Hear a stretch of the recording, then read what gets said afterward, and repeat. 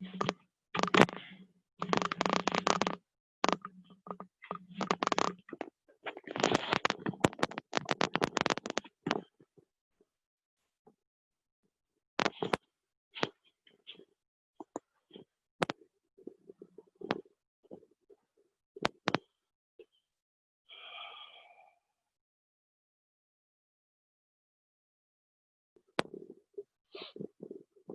evening, everyone. Good evening, sir. Good evening, sir.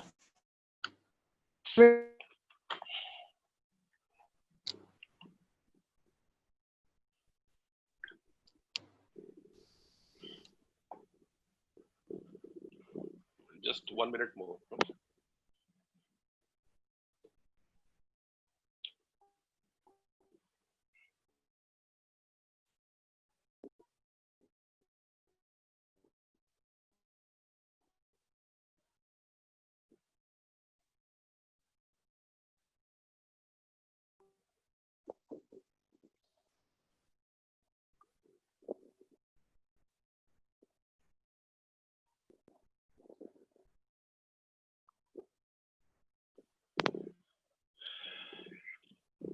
आवाज आ रही है आप लोगों को? Yes, sir. Okay.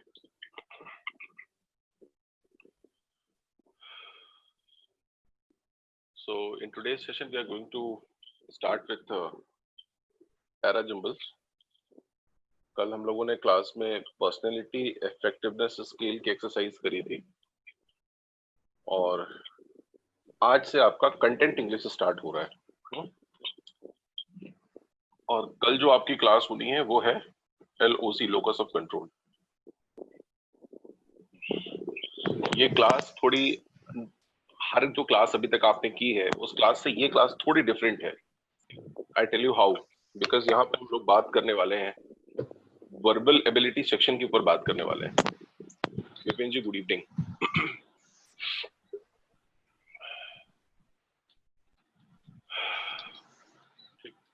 और वर्बल एबिलिटी सेक्शन का सेंस ये है कि व्हेन आई से दिस इट मींस कि I am going to talk about the content part of our verbal English. Generally कोई भी आप कॉम्पिटिटिव एग्जाम दो, कोई भी एग्जाम, उसमें this question is a king size question. Generally this question does come, and make sure approximately 2 to 4 in numbers, it varies from exam to exam। चाहे वो placement का पेपर हो, चाहे वो बैंकिंग का एग्जाम हो, या किसी और रिस्पेक्टिव एग्जाम की आप बात करें, कैट की बात करें, किसी भी एग्जाम की बात करें, उसमें यदि इंग्लिश सेक्शन यदि आता है और कंटेंट का पार्ट यदि कवर होता है उसमें, तो उसमें ये जो टॉपिक है it is a very very prominent topic. Hope you are getting my points. आवाज प्रॉपर आ रही है, समझ में आ रहा है? Yes, sir. Yes, sir. तो कंटेंट इंग्लिश का सेंस क्या है? कंटेंट का मतलब ये जो पैराजम्बल्स का पहले मतलब समझ लेते हैं। कल मैंने शायद थोड़ा बहुत एक्सप्लेन किया भी था इससे रिलेटेड। मैंने बताया था कि when the group of sentences which is not given in ordered form and you are asked to arrange them all in a correct sequence or say in apple pie order or sequential order is known as parajumbles। जो sentences आपके sequence में नहीं होते, जब उन्हें आप correct proper sequence में आपको जब उसे अरेंज करना होता है, तो in other words we use to call it, उसको हम अदर वर्ड्स में हम उसको बोलते हैं पैराजम्बल्स बोलते हैं, या उसको हम बुलाते हैं रीअरेंजमेंट ऑफ द सेंटेंसेस बोलते हैं, right? Yes, sir. Rearrangement of the sentence. Now question arises कि सर इसमें कुछ नया क्या है ना? तो नया इसमें ये है कि आपकी इंग्लिश चाहे जैसी भी हो, लेकिन जो मैं आपको फॉर्मूलाज बताऊंगा, जो टेक्निक्स सिखाऊंगा, उन टेक्निक से आपके क्वेश्चंस के आंसर्स बन जाएंगे।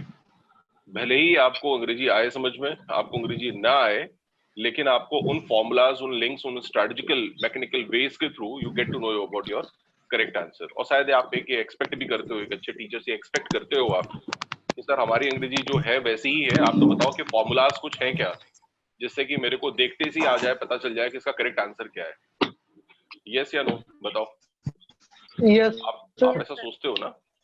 कि मेरी इंग्लिश Yes, तो sir. आप Sure, इमीडिएटली sir. इंप्रूव, मैं तो इमीडिएटली आपकी इंग्लिश इंप्रूव कर नहीं सकता ना, आप खुद कर सकते हो, लेकिन आप एक्सपेक्ट ये करते हो कि सर आप कुछ ऐसी चीज बताओ, कोई ऐसा मैजिक बताओ जिससे कि हमारा जो आंसर है वो करेक्ट आए, भले ही हमें अंग्रेजी पूरी समझ में साफ साफ आए या ना आए।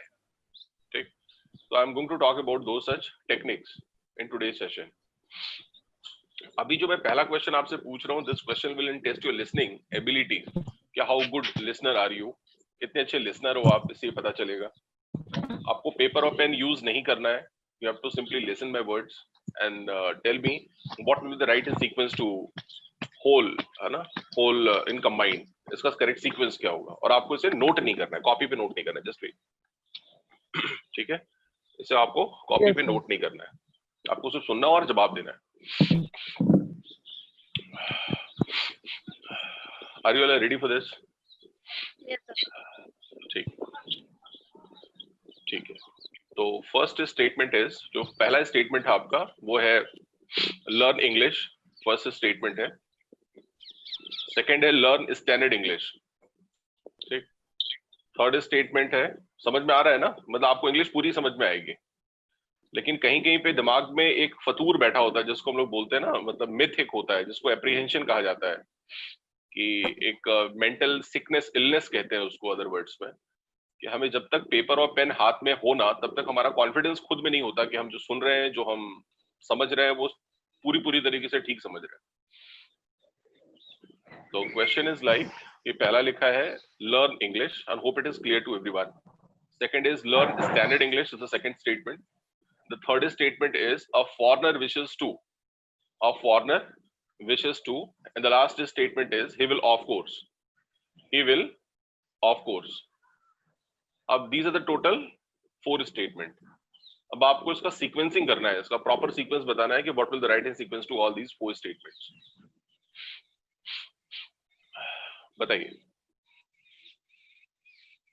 अच्छा, अब प्रॉब्लम क्या है मैं बता रहा हूँ, आपके मन में क्या चल रहा है, आपके मन में चल रहा है कि इसे can you repeat it one more time, मन में हो रहा है ना, जबकि I have already repeated this twice, जबकि मैंने इसे 2 बार बोल दिया है, लेकिन आपके मन में हो रहा है कि सर एक बार और सही, एक बार और बोल दीजिए। बोलिए, हो रहा है कि नहीं हो रहा है ये मन में? Yes, sir. Yes, sir. किसी भी पढ़ाई में उसका साइंस हमें समझना चाहिए, उसका विज्ञान क्या है। टॉपिक तो आप खुद से भी पढ़ लोगे, कोई और भी पढ़ा देगा, किताब से भी पढ़ सकते हो, लेकिन उसके पीछे का जो विज्ञान है ना, वो आपको एक अनुभव से पता चलता है, वो आपको तुरंत नहीं पता चलता। प्रोडक्ट कोई भी बना देगा, लेकिन वो प्रोडक्ट पहले, सबसे पहले जिसने बनाया था ना, वो पर्सन इंपॉर्टेंट था। वो क्यों इंपॉर्टेंट था? क्योंकि उसने प्रयोग किया था, रिसर्च किया था, काफी रिसर्च करने के बाद then he created that product. और उसके बाद चाहे उस प्रोडक्ट को कोई और बेचे, कौन बना रहा है, कौन बेच रहा है, कौन मुनाफा कमा रहा है, किस कंपनी के साथ उनका टाई अप हुआ है, ये सब सेकेंडरी हो जाता है। ठीक है, तो जो टॉपिक अभी आप सुन रहे हो, ये टॉपिक इतना मजेदार टॉपिक है कि आप उसके क्लास के बाद आपके अंदर एक कॉन्फिडेंस होना चाहिए कि सर अब मेरे को कोई भी क्वेश्चन दे दो, I can able to solve, मैं उसको सॉल्व कर लूंगा। तो मैंने आपको एक ट्रिक चेंज कर दिया, मैंने बोला कि नहीं, पेपर पेन पे नोट नहीं करना है, सुनना और जवाब देना है, जबकि मैंने स्टेटमेंट भी बहुत डिफिकल्ट और कॉम्प्लिकेटेड स्टेटमेंट नहीं बोले हैं, मैंने जो बोले हैं बड़े सिंपल स्टेटमेंट और बड़े आराम से बोले, धीरे धीरे। लेकिन Yeah. मन के अंदर एक क्वेरी होती है, मन के अंदर एक एंजाइटी होती है कि sir unless you not allow us to note on copy, we won't feel comfortable to answer back, तब तक हम कंफर्टेबल नहीं होते चीजों का जवाब देने के लिए, राइट? एक फील होता है मन में, ऐसी एक मन में एक ऐसी ओपिनियन क्रिएट होती है कि जब तक हम चीजों को नोट नहीं करते तब तक हमारा दिमाग नहीं चलता है, क्योंकि because we are student, we called ourself as a student, and this is what the property. ठीक है, तो मैं रिपीट करता हूँ, मैंने पहला क्या बोला था, लर्न इंग्लिश, समझ में आता है ये लर्न का मतलब और इंग्लिश का मतलब। सेकंड स्टेटमेंट मैंने बोला था लर्न स्टैंडर्ड इंग्लिश, ये भी समझ में आ रहा है कि सर लर्न बोला आपने, स्टैंडर्ड बोला और इंग्लिश बोला, तीनों का डिफरेंशिएटेड मतलब समझ में आता है। थर्ड स्टेटमेंट क्या था, ही विल ऑफ कोर्स, इसका भी मतलब आप समझते ही हो, he will of course. Last statement लिखा है फॉरेनर, फॉरेनर किसको बोलते हैं बताइए आपको? Foreigner wishes TO2, a foreigner wishes to। अब now you need to align all the statement in a correct sequence to arrange। बताइए, आप हो सकता है आपको वर्ड टू वर्ड नहीं याद हो, कोई बात नहीं, लेकिन आप इतना तो बता ही सकते हो ना सर, पहला वाला जिसमें आपने ये बोला था, सेकंड वाला जिसमें ये था, थर्ड वाला इसमें ये था, क्योंकि मुझे भी याद नहीं कि मैंने पहले में क्या बोला, दूसरे में क्या बोला, तीसरे में क्या बोला और लास्ट में क्या बोला। आप अप्रोक्सीमेटली मेरे को बता सकते हो, अप्रोक्स। ठीक है, it is not necessary to connect और associate all the line in word to word. हर एक लाइन को वर्ड टू वर्ड बोलना है, it's not possible for you, for me, both.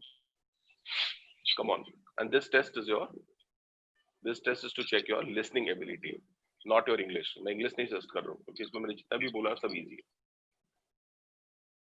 तुम ही हो माता पिता, तुम ही हो बंधु। यही चल रहा है क्या आप लोगों के मन में?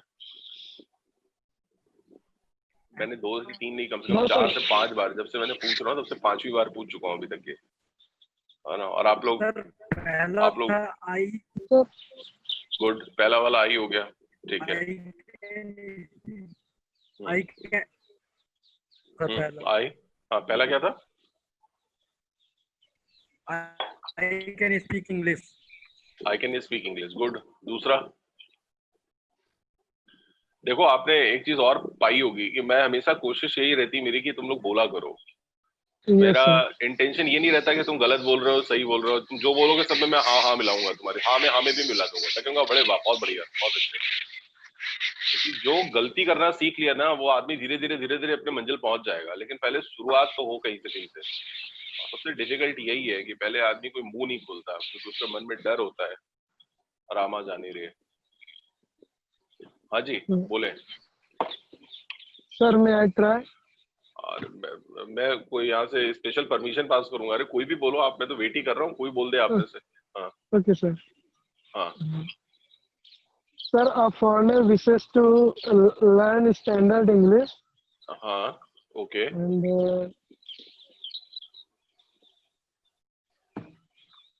Okay. yeah, Of course he will. नहीं, अभी ये कंबाइंड एफर्ट्स पे नहीं है कि आधा कोई बोलेगा आधा कोई और बोलेगा। जिसको बोलना है वो पूरा बोलेगा। yes sir, हाँ yes sir, I am speaking. हाँ हाँ, बोलिए बोलिए, मैं सुन रहा हूँ जी। A foreigner wishes to learn standard English. Of हाँ, course, he will speak English. Okay, good, चलिए ठीक है, ट्राई कर लिया आपने, नाइस। और कोई बोलना चाहता है? Yes, sir. बोलिए। A foreigner wishes to learn English. He will, Okay. of course, learn standard English. तो 2 ही स्टेटमेंट थे क्या? स्टेटमेंट तो 4 थे ना? Yes, sir. तो और 2 कौन से हैं? सर, दूसरा था। हाँ, मतलब मैं मान लूं कि अब रायता पूरी तरह से फैल चुका है, आप लोगों ने अपनी पूरी कोशिश कर ली है, रायता फैला दिया है, और मैं उसको प्रॉपरली मैं उसको बता दूं, नहीं तो फिर आप कुछ भी कर सकते हैं। Yes sir. हाँ जी, देखिए मैंने आपसे कहा था लर्न इंग्लिश, फिर मैंने बोला था ही विल ऑफ कोर्स, फिर मैंने कहा था फॉरनर विशेस टू, वो लास्ट में था लर्न स्टैंडर्ड इंग्लिश। मतलब उसका आगे पीछे मैंने सीक्वेंस बदल दिया, जानबूझ के बदल दिया। तो जरूरी तो है नहीं कि जो मैंने पहला बोला है वो हमेशा ही पहले नंबर पे बोलूंगा। कुल मिलाकर आपको सारे स्टेटमेंट बताने थे, मैंने दोबारा से बता दिया। तो इफ टॉप पे, मैं ये मिस कर गया था बताना आपको, इफ जो है ना वो टॉप पे फिक्स है अपनी जगह पे। आई एफ, इफ की मतलब हिंदी क्या होती है? यदि, इफ और उसके बाद ये 4 स्टेटमेंट्स है।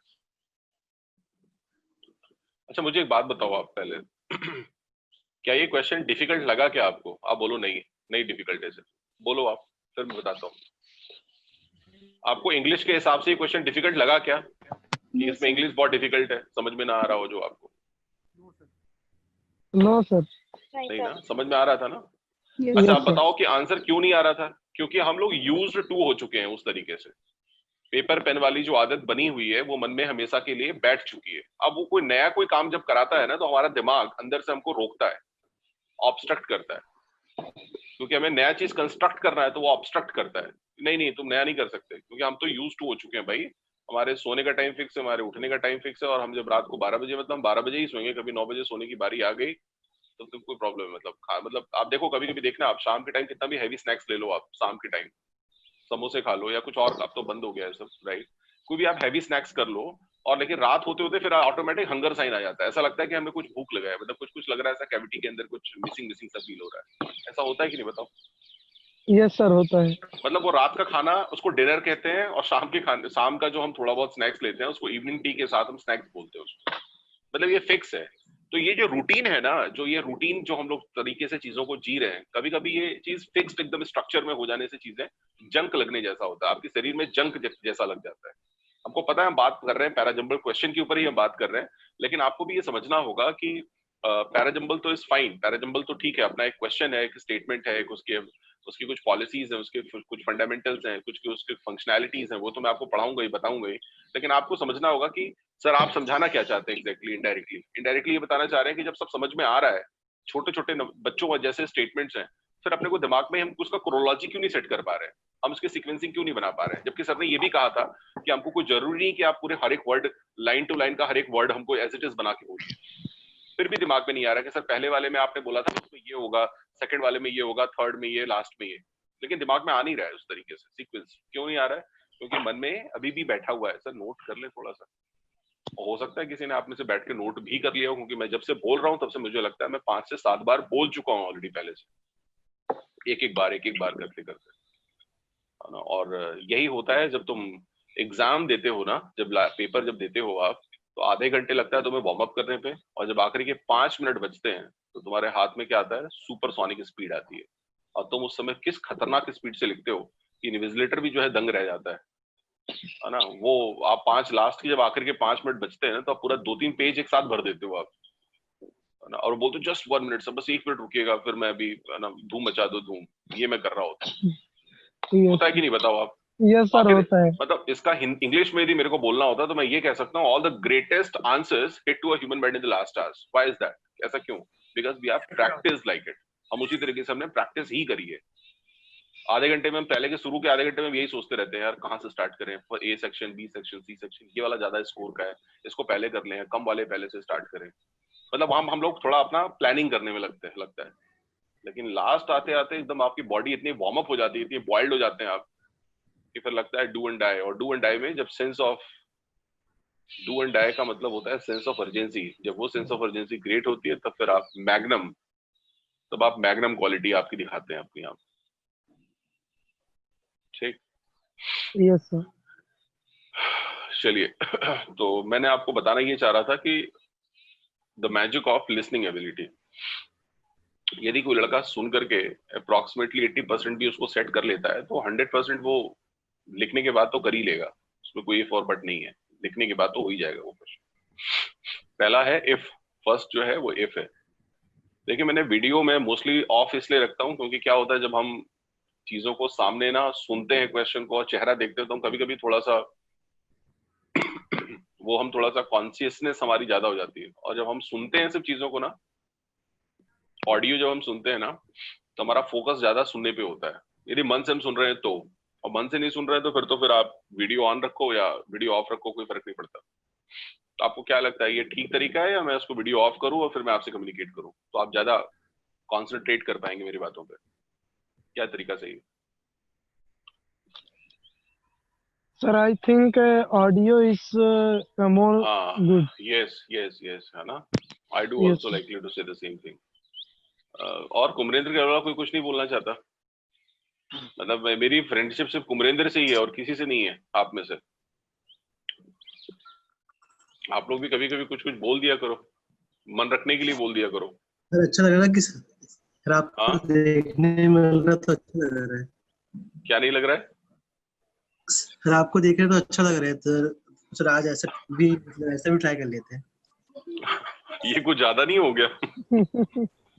ये कुछ ज्यादा हो गया। अच्छा है कि आप मेरे को बोल रहे हो, किसी और को नहीं बोल दिया आपने। अच्छा चलिए, अच्छा है। नहीं, वो क्या होता है, फोकस हमारा थोड़ा सा ना शिफ्ट हो जाता है। कभी कभी जब हम सुनते हैं ना और देखते हैं, तो हमारा कभी कभी दिमाग शिफ्ट हो जाता है 2 अलग अलग जगहों पर। सुनने और देखने में दिमाग शिफ्ट हो जाता है, और जब सिर्फ सुनने वाली बात रहती है तो हमारा पूरा फोकस सिर्फ सुनने पे ही होता है। चलिए मैं बताता हूँ आपको इसका करेक्ट आंसर क्या था। इसका करेक्ट आंसर, पहला जो वर्ड था वो था इफ, IF, वो तो फिक्स अपनी जगह पे, ठीक है। उसके बाद था कि लर्न इंग्लिश था, लर्न स्टैंडर्ड इंग्लिश था, अ फॉरेनर विशेस टू था, और फिर था ही विल ऑफ कोर्स। तो if a foreigner wishes to learn English, he will of course learn standard English। पहली बात तो फॉरेनर को अंग्रेजी तो आती है ना, वो तो उसकी नेटिव लैंग्वेज है, उसकी फर्स्ट लैंग्वेज इंग्लिश ही है, लेकिन वो उसके बाद भी नहीं सीखना चाहेगा तो कौन सी इंग्लिश सीखेगा? Grammatical English. Applied English, implementation वाली जो इंग्लिश होती है वो सीखेगा। वो क्यों जनरल इंग्लिश क्यों सीखेगा आपसे? उसको तो आती है बोलना English, right? If a foreigner wishes to learn English, he will of course learn standard English. Clear हुआ? Yes sir. ठीक। तो मैं मान लूं कि अब ये क्वेश्चन का फॉर्मेट आप समझ चुके हो कि सीक्वेंस लगाना होता है, समझना होता है, सीक्वेंस को सेट करना होता है। ठीक है, अब मैं एक और क्वेश्चन ऐसा पूछता हूँ, अब देखते हैं आप लोग क्या करते हैं। नोट नहीं करना, उसको साइंस को समझो बस, बने क्वेश्चन ना बने भूल जाओ, बट साइंस को समझो, फॉर्मूला समझो कि इसका फॉर्मूला भी मैंने बताना है, अभी फॉर्मूला बहुत से इसमें बताऊंगा मैं आपको एक एक करके। अभी तो बस आप इसको एक्सपेरिमेंट करो। मान लो एक क्वेश्चन ऐसा लिखा है जिसमें लिखा है क्वेश्चन इज लाइक व्हेन, पहला फर्स्ट वर्ड लिखा हुआ है when it is started begin. देखो मैं बहुत धीरे धीरे बोल रहा हूँ, बाद में नहीं कहना कि एक बार और रिपीट करिए, ताकि तुम मेरे को ये कंप्लेंट नहीं कर सकते कि सर आपने बहुत जल्दी बोल दिया था। आप कहोगे तो मैं एक वर्ड के बाद फिर 4-5 सेकंड रुक करके फिर आराम से बोलूंगा, ताकि आपके मन की जो मन आपको बोलता है ना अंदर से, अरे सर ने जल्दी बोल दिया, आपके मन आपका मन हमेशा बड़े जल्दी जल्दी चीजों को प्रिटेंशंस क्रिएट करता है, जिसको हिंदी में बोलते हैं क्या, एक्सक्यूजेस, लेम एक्सक्यूजेस। तो वो खुद आप एक्सक्यूज अपने आप को ना दे पाए, इसलिए मैं चाह रहा हूं कि आपको सारी आपकी कॉम्प्लिकेंसेस दूर रहे। तो पहला क्या था, when it is started begin to rain suddenly on the 1st of Jan। अब मन ही मन में ट्रांसलेट कर लो इसकी हिंदी क्या हुई। मैं रिपीट कर सकता हूँ, दूसरा सेकंड स्टेटमेंट में बोल सकता हूँ क्या? Yes sir. पहला वाला क्लियर है, when it started began to rain suddenly the 1st of Jan, ये मैंने जल्दी बोल दिया। when it started began to rain suddenly on the 1st of Jan, ये फिक्स है ना, ये अपनी जगह पे फिक्स है। अब आपको इसका सीक्वेंस करना है, तो ये पहला हो गया फर्स्ट स्टेटमेंट। अब सेकंड स्टेटमेंट लिखा है where there many people had get together। ये भी समझ में आ रहा है? Yes sir. अब जब आप हाँ बोलोगे तभी मैं आगे बढ़ूंगा, ताकि आप ये नहीं बोल पाओगे फिर। हाँ गुड, चलो where there many people had get together, ये हो गया सेकंड स्टेटमेंट। उसके बाद लिखा है to the neighbouring house, neighbour मतलब पड़ोसी का घर, टू द नेबरिंग हाउस। ठीक, आगे चलो चौथे स्टेटमेंट पे। उसके बाद लिखा हुआ है to celebrate the new year. पता है नया साल सेलिब्रेट करने की बात हो रही है, ये भी क्लियर है, to celebrate the new year. और उसके बाद लास्ट में लिखा है रेन फॉर, रन का पास्ट टेंस क्या होता है, रेन, रेन फॉर शेल्टर। हो गया क्लियर, 5 हो गए स्टेटमेंट। और आपको बताना है अप्रॉक्सीमेटली, मैं जैसे जैसे वर्ड बोल रहा था आप तो वैसा बोल नहीं पाओगे, एक एक कर एकदम से सुन के नहीं बोल पाओगे, लेकिन मुझे इतना बताओ जो आपको समझ में आया एक्सप्रेशंस के हिसाब से, या जो आपने अंडरस्टैंडिंग अभी की है सेंटेंसेस के बेसिस पे, कि सर पहले ये हुआ था, फिर ये हुआ था, फिर ये हुआ था, फिर ये हुआ था, फिर ये हुआ। सीक्वेंस बताना आप सारे जो आपने अभी क्रोनोलॉजीज में जितनी भी आपने हैपनिंग्स अभी सुनी है, and then that you need to arrange all in an proper sequence. बताइए।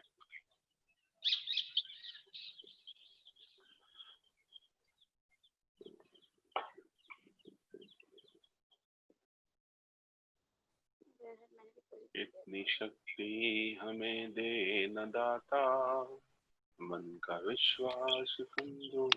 मैं सोच रहा हूँ कि थोड़ा मैं अपने आप को भगवान से। हाँ जी, हाँ जी। पहला था सर व्हेन वी स्टार्ट भी, पहला था सर व्हेन वी स्टार्ट बिंग टू रेन सडनली। हाँ बहुत बढ़िया, बहुत बढ़िया, ठीक है, बस इतना ही बोलना है, इससे ज्यादा मत बोलिए, मैं समझ गया आप क्या कहना चाह रहे हैं। दूसरा बताइए कौन सा होगा। हाँ दूसरा था sir where there many people has. बहुत बढ़िया, गॉट इट, बस इतना बोल दिया आपने, समझ गया।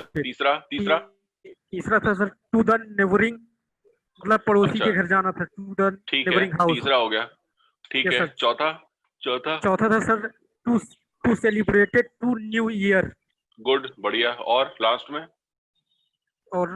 में था sir rain for suddenly, seldom. हाँ तो ये वाला मुझे ऐसा लग रहा है कि ये तो वही वाला है ना, ये तो सीक्वेंस पूरा मैंने खुद ही बोला है, मेरे को लग रहा है ये तो मैंने बोला है, वो तो वही सीक्वेंस है ना जो मैंने बोला है। मैंने तो इसको बोला था कि ये जो सीक्वेंस मैंने बोला था इसको सीक्वेंस में आपको करेक्ट लगाना था, तो आपने उसको लगाया क्या, करेक्ट किया है क्या आपने? नहीं सर, अभी नहीं किया, कर रहे हैं सर। हाँ तो वही तो करना था, जो मैंने बोला था वही चीज रिपीट थोड़ी करनी थी। इसमें जो मैंने कहा है उसमें कुछ त्रुटियां हैं, सीक्वेंस नहीं है प्रॉपर सही इसका, और आपको उसका सीक्वेंस सही करना था कि पहले क्या हुआ बाद में और उसके बाद में और लास्ट में।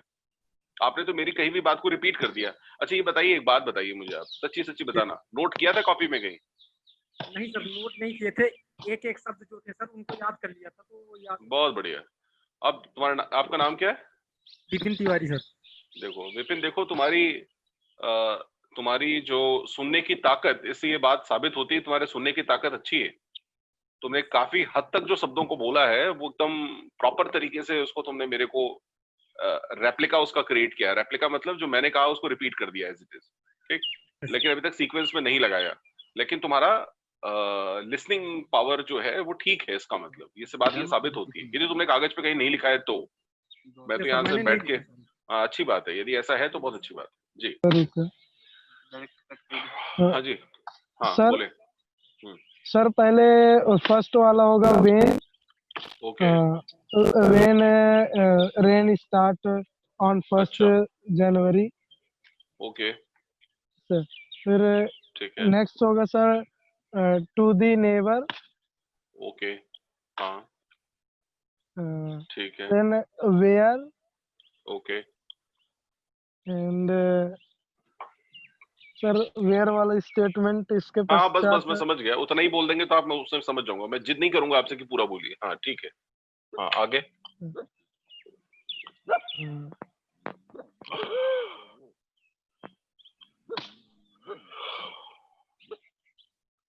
चलिए ठीक है, मतलब अभी तक फिलहाल आपको इतना ही याद आ रहा है। देखिए आप लोग की ये बहुत बड़ी खूबसूरती है आप सब बच्चों की कि आपने मतलब आप, मैं तो देख नहीं रहा कि कौन क्या कर रहा है, लेकिन ये खूबसूरती है आप बच्चों की कि आप बिना जो बातें हैं वो सच बोल रहे हैं। आप चाहते तो क्या कागज पे पेन पे लेके नोट नहीं कर सकते थे? थोड़ा थोड़ा करके नोट तो कर ही सकते थे, मुझे को क्या पता कि कौन क्या कर रहा है। नहीं यस सर। लेकिन ये अच्छा लगा मुझे कि आप लोग उस चीज को ईमानदारी से जवाब देने की कोशिश कर रहे हैं। दैट्स नाइस, ये मेरे को अच्छा लगा। और कोई ट्राई करना चाहता है? देखिए विमेन पावर का मतलब समझते हैं ना हम सब, women power, women empowerment. Twinkle Kher जुड़ी हुई है यहाँ पे, सीकू यादव जी जुड़ी हुई है यहाँ पे, संध्या प्रजापति जी जुड़ी हुई है यहाँ पे।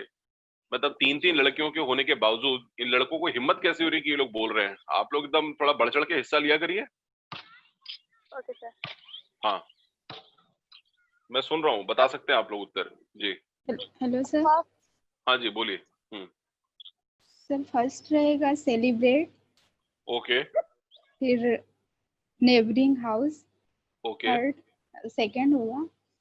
फिर उसके बाद फिर होगा मैनी पीपल, मतलब गैदर। ठीक है okay. Then when started rain. Okay. And then rain for shelter. अच्छा तो ये आपने सीक्वेंस बता दिया, ठीक। और कुछ इसके अलावा? बस सर कम। ठीक, वेरी गुड, फाइन।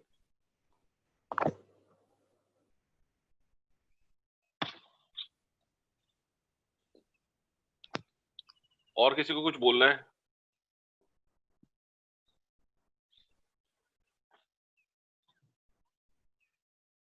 और किसी को कुछ कहना है? Yes sir. बताइए। फर्स्ट वाला जो स्टेटमेंट है वो where had to people to celebrate the new year. Okay. To celebrate the new year and इसके बाद आएगा नेबर हाउस। ओके। फिर आएगा व्हेन वाला statement. Okay. Then rain away. चलिए वेरी गुड वेरी गुड। ये अच्छा है कि आपने कोशिश करी, ट्राई कर लिया आपने, ठीक। संध्या प्रजापति।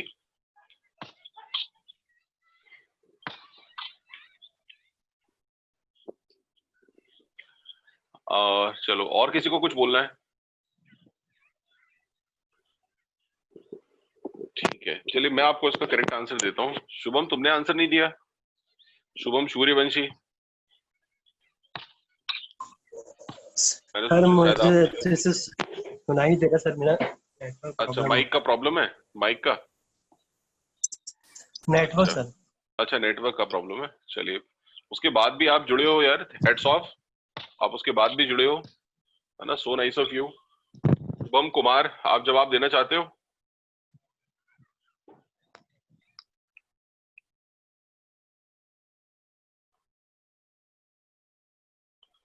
चलिए कोई नहीं, मैं इसका करेक्ट आंसर आपको दे रहा हूँ। तो क्वेश्चन क्या था? क्वेश्चन था कि when it started began to rain and settle the 1st of Jan, ये फर्स्ट क्वेश्चन ये था, मतलब फर्स्ट लाइन ये थी।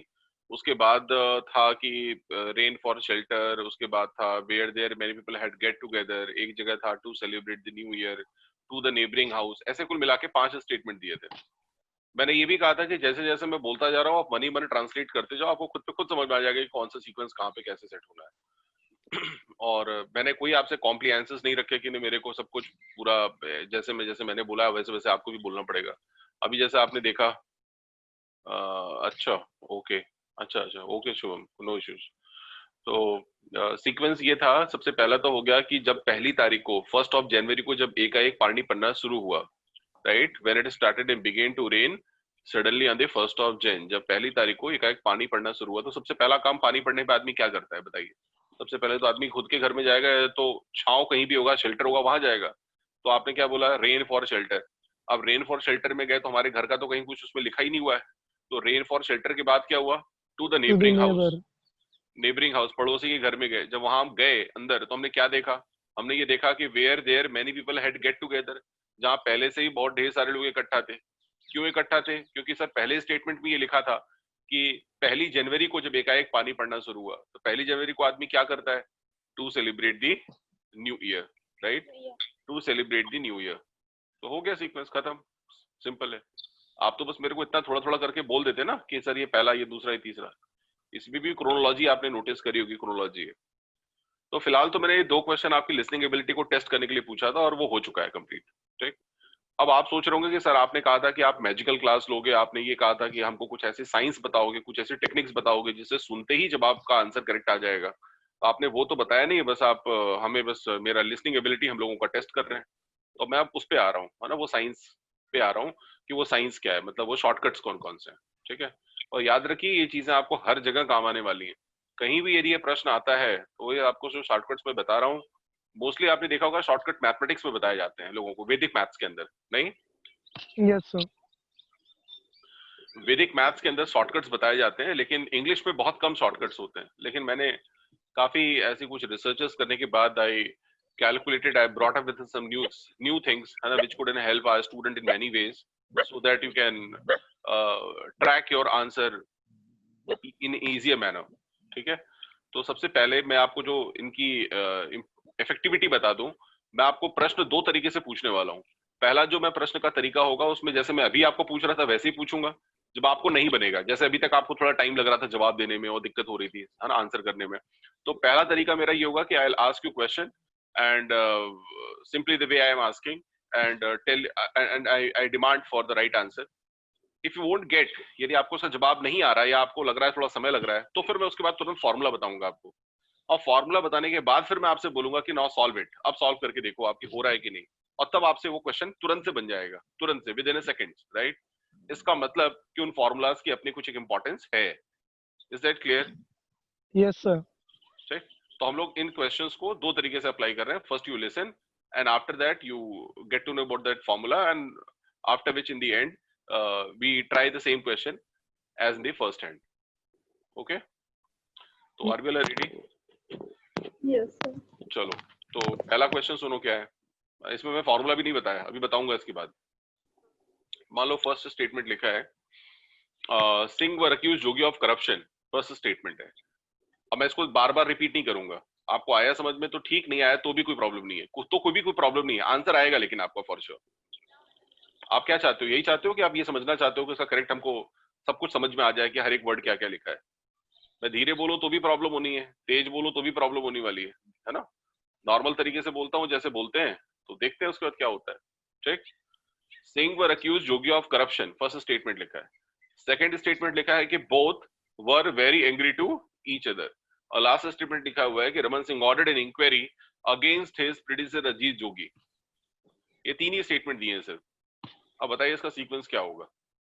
आप में से कोई यदि जवाब देना चाहे तो बता सकता है, और जवाब नहीं आ रहा है तो मैं आपको फिर फॉर्मूला बताऊंगा, उसके बाद फिर आप सेम क्वेश्चन अप्लाई करिएगा, देखिएगा उसके बाद कि आपसे हो रहा है कि नहीं हो रहा है। बताइए व्हाट से। सर थर्ड, फर्स्ट और सेकंड। क्या फर्स्ट थर्ड वाला होगा, फिर first and second sir, sequence. थोड़ा वो बताएंगे हल्का सा क्या है थर्ड में, मुझे भी नहीं याद है कि थर्ड में मैंने क्या बोला था। हाँ एक वर्ड बता दीजिए कम से कम, एक दो वर्ड बताइए कम से कम।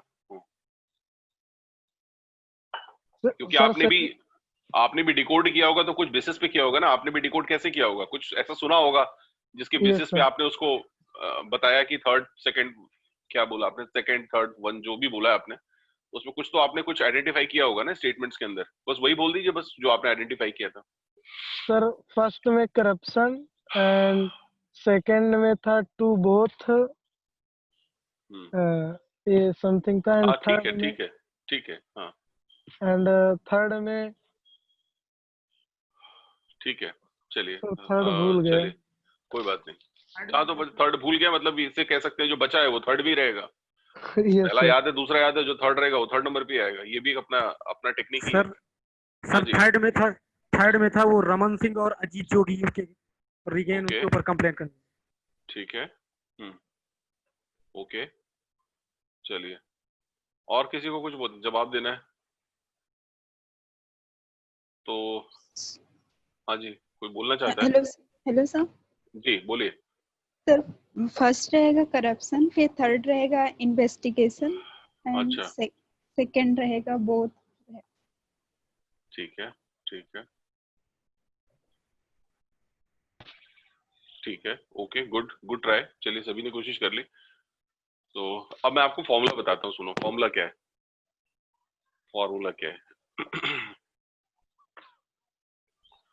फॉर्मूला ये है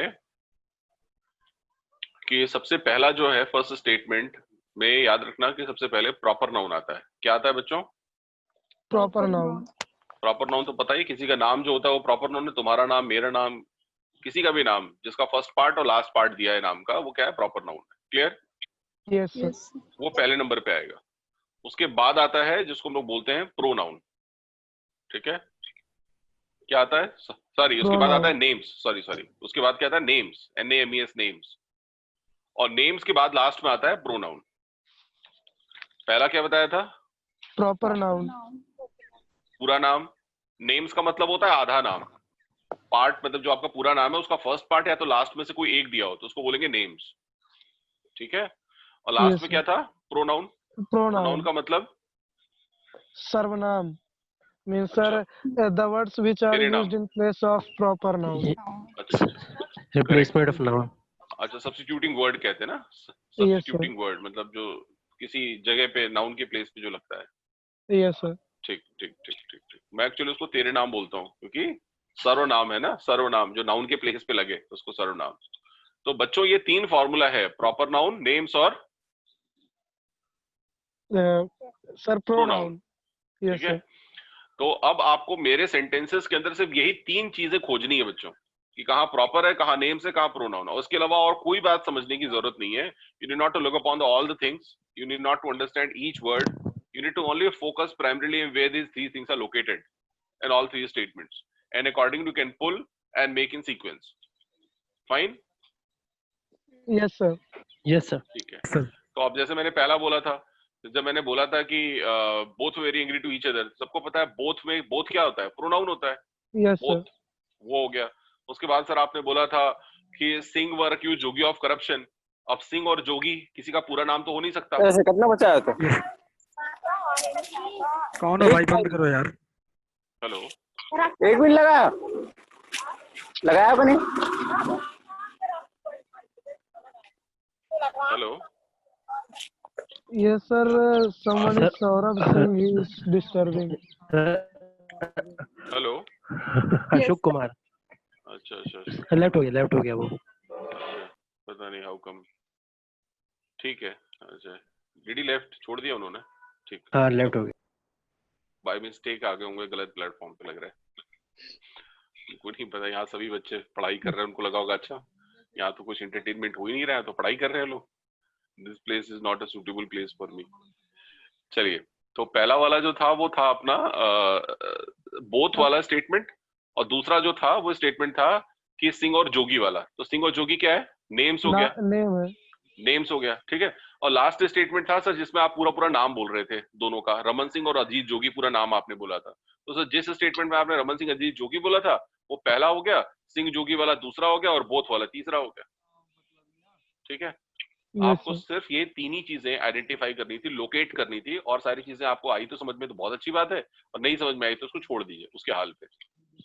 आप खुश रहिए क्योंकि आपका आंसर आ चुका है। और हिंदी में भी बोलते हैं ना, जो जीता वो सिकंदर। कोई नहीं पूछेगा कि तुम्हें आता है कि नहीं आता है, तुमसे लोग पूछते हैं। अब जैसे पैसेज दिया रहता है, पैसेज देते हैं ना, RC reading passage, reading passages, या जो अनसीन पैसेजेस बोलते हो, कॉम्प्रिहेंशंस बोलते हो।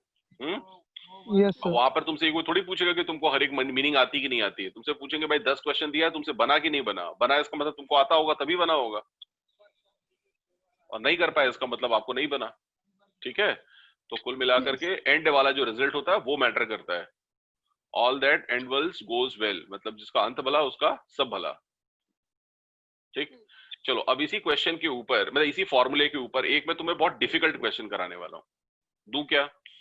Yes sir. Yes sir. मुझे डर है, लेकिन आप लोग गुस्सा ना हो जाओ मेरे से, मेरे को डर भी लगता है ना आप लोग। नहीं सर, हम करेंगे सर, जितना होगा ट्राई करेंगे। हाँ यही बात अपने गुरु को ये बोलना चाहिए कि आप गुरुजी अपनी मेहनत करिए, हम भी अपने तरफ से अपना ट्राई देंगे। बना तो ठीक बना, और नहीं बना तो कौन सा मेरा गर्दन दबा रहा है कोई?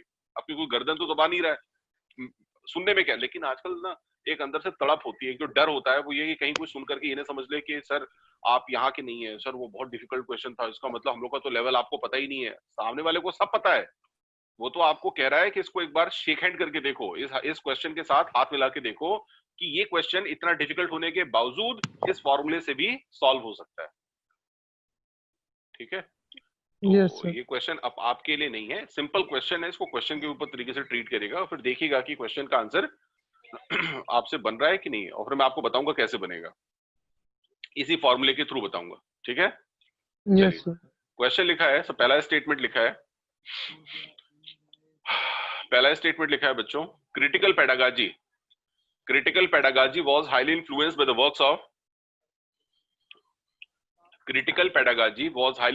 the works of the Paleoferry, the most critical educator of his time। अब मैं पहले तुमसे पूछ लूं, कुछ समझ में आया क्या? बोलो नहीं, पहले बोलो नहीं। सर वर्ड्स कुछ समझ में आया, the most education time, नहीं। मैंने कहा ना आपको क्या आया समझ में, ये नहीं पूछ रहा हूँ, मैंने कहा बोलो नहीं समझ में आया सर। मैं जो कह रहा हूँ वो रिपीट करो। बात सही है, सच यही है कि किसी को समझ में नहीं आया, ज्यादातर लोगों को नहीं समझ में आया। सर क्या बोल रहे थे आप? मैंने बोला था critical pedagogy was highly influenced by the works of the Paulo Freire, the most critical educator of his time. समझ में आया क्या? लड़का बोल रहा है excuse me please, no comments. हाँ थैंक यू, आप बोलिए उसके बाद आपको क्या बोलना है। मैंने कान बंद कर रखा है, बोल लो जितना बोलना है आपको। मैंने बोला उसके बाद लिखा है कि फेरी heavenly endorses his students ability to think critically about their education situation। ये सेकंड स्टेटमेंट लिखा है। मैंने पूछा ये समझ में आया क्या? लड़का बोला है सर पता नहीं क्यों यहाँ दर्द हो रहा है थोड़ा थोड़ा। मैंने बोला क्या हुआ? समझ में नहीं आया ये वाला भी। मैंने कहा कोई बात नहीं, छोड़ दो। थर्ड स्टेटमेंट लिखा है consciousness conscientization is a needed first step of praxis. मैंने कहा ये समझ में आया? सर देखो आप परीक्षा ले रहे हैं, अब मैं बता रहा हूँ मेरे सर के ऊपर से पानी जा रहा है, अब हद हो रहा है। मैं बोल रहा हूँ हमको कुछ नहीं आ रहा है, मतलब आप बार बार मजे ले रहे हो आप। मैंने कहा नहीं बात ही नहीं बेटा, मैं बस तुम्हारा मन रखने के लिए पूछ रहा हूँ कि तुम्हें समझ में आ रहा है कि नहीं आ रहा है, तो आप बोलो नहीं आ रहा है, ठीक। मैंने कहा एक लास्ट स्टेटमेंट और लिखा है, उसमें लिखा है कि praxis involves engaging in a cycle of a theory, practical goes back to theory. मैंने कहा ये समझ में आया क्या?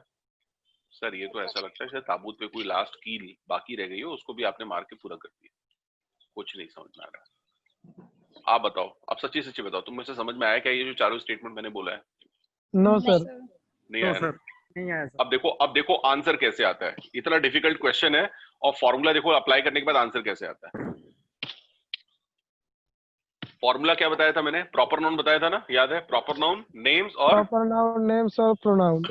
ठीक सर, पहला वाला स्टेटमेंट क्या था, रिपीट करिए। तो मैंने बोला कि मैंने कहा था कि critical pedagogy was highly influenced by the works of the Paulo Freire. अच्छा सर, ये पैलियो फेरी लिखा हुआ है और आपने जो सेकंड स्टेटमेंट बोला था उसमें फेरी से स्टार्ट किया था कि फेरी हेवीली एंडोर्सेस स्टूडेंट्स। अच्छा सर, अब समझ में आ रहा है कि पैलियो फेरी जो है वो प्रॉपर नाउन है और फेरी जो है वो नेम्स है। और सर वैसे भी फॉरेनर्स के नाम हिंदुस्तानियों के नाम जैसे तो होते नहीं, उनके नाम तो ऐसे ही नाम होते हैं ना जो सुनने में पहली बार लगता है, क्योंकि इंग्लिश का कोई वर्ड होगा डिफिकल्ट वर्ड जिसकी मीनिंग हमें नहीं आती। जैसे किसी को नहीं पता तो विलियम शेक्सपियर का कोई मीनिंग खोजोगे तो पता चलेगा क्या डिक्शनरी में? बताओ। No sir. तब तो नो वैसे सर, ही नहीं है, पता चलेगा। नहीं पता चलेगा क्योंकि होता ही नहीं ना। नो जैसे सर। आप जॉन किट का मतलब खोजोगे थोड़ी पता चलेगा, पीबी शैली का मतलब अब आपने पढ़ा है तो बात अलग है, और नहीं यदि आप जानते तो आपको पहली बार में देख के क्या लगेगा। एक यदि 7th क्लास का बच्चा यदि मान लीजिए कोई किताब खोल ले और उसको यदि हिस्ट्री और लिटरेचर के बारे में कोई जानकारी ना हो, या कोई इंजीनियर है, आप इंजीनियरिंग की पढ़ाई कर रहे हैं और आपको पीबी शैली के बारे में कोई जानकारी नहीं है, तो आपको पहली बार में तो लगेगा कोई इंग्लिश का वर्ड होगा ये, राइट? Yes sir. तो फर्स्ट स्टेटमेंट होगा पैलियो फेरी, दूसरा होगा फेरी, और तीसरा वाला जो स्टेटमेंट है वो एक डिफाइनिंग टर्म है जिसका नाम है प्रैक्सी, PRAXIS, प्रैक्सी। सर अच्छा, ये वाला स्टेटमेंट में क्या था कि प्रैक्सी एक परिभाषित शब्द है जिसको आपने यहाँ पे राके रखा है, और उसकी परिभाषा के बारे में पूर्ण वर्णन, इस शब्द का पूर्ण वर्णन जो है वो आपने चौथे वाले स्टेटमेंट में दिया है। तो पहला हो गया पैलियो फेरी, दूसरा हो गया फेरी, तीसरा जिसमें मैंने प्रैक्सी इंट्रोड्यूस किया था, जिसमें प्रैक्सी शब्द को मैंने इस्तेमाल किया था, और आखिरी स्टेटमेंट वो है जिसमें मैंने प्रैक्सी के बारे में आपको डिस्क्रिप्टिव बताया था, वो हो गया अबाउट इट। तो स्टेटमेंट क्या था? स्टेटमेंट था कि Paulo Freire critical pedagogy was highly influenced by the works of the Paleo Ferry, the most critical educator of his time। फिर हो गया कि फेरी heavily endorses his students ability to thinking critically about their education situation। तीसरा statement हो गया कि प्रैक्सी involves engaging in a cycle of a theory, practical and then goes back to theory।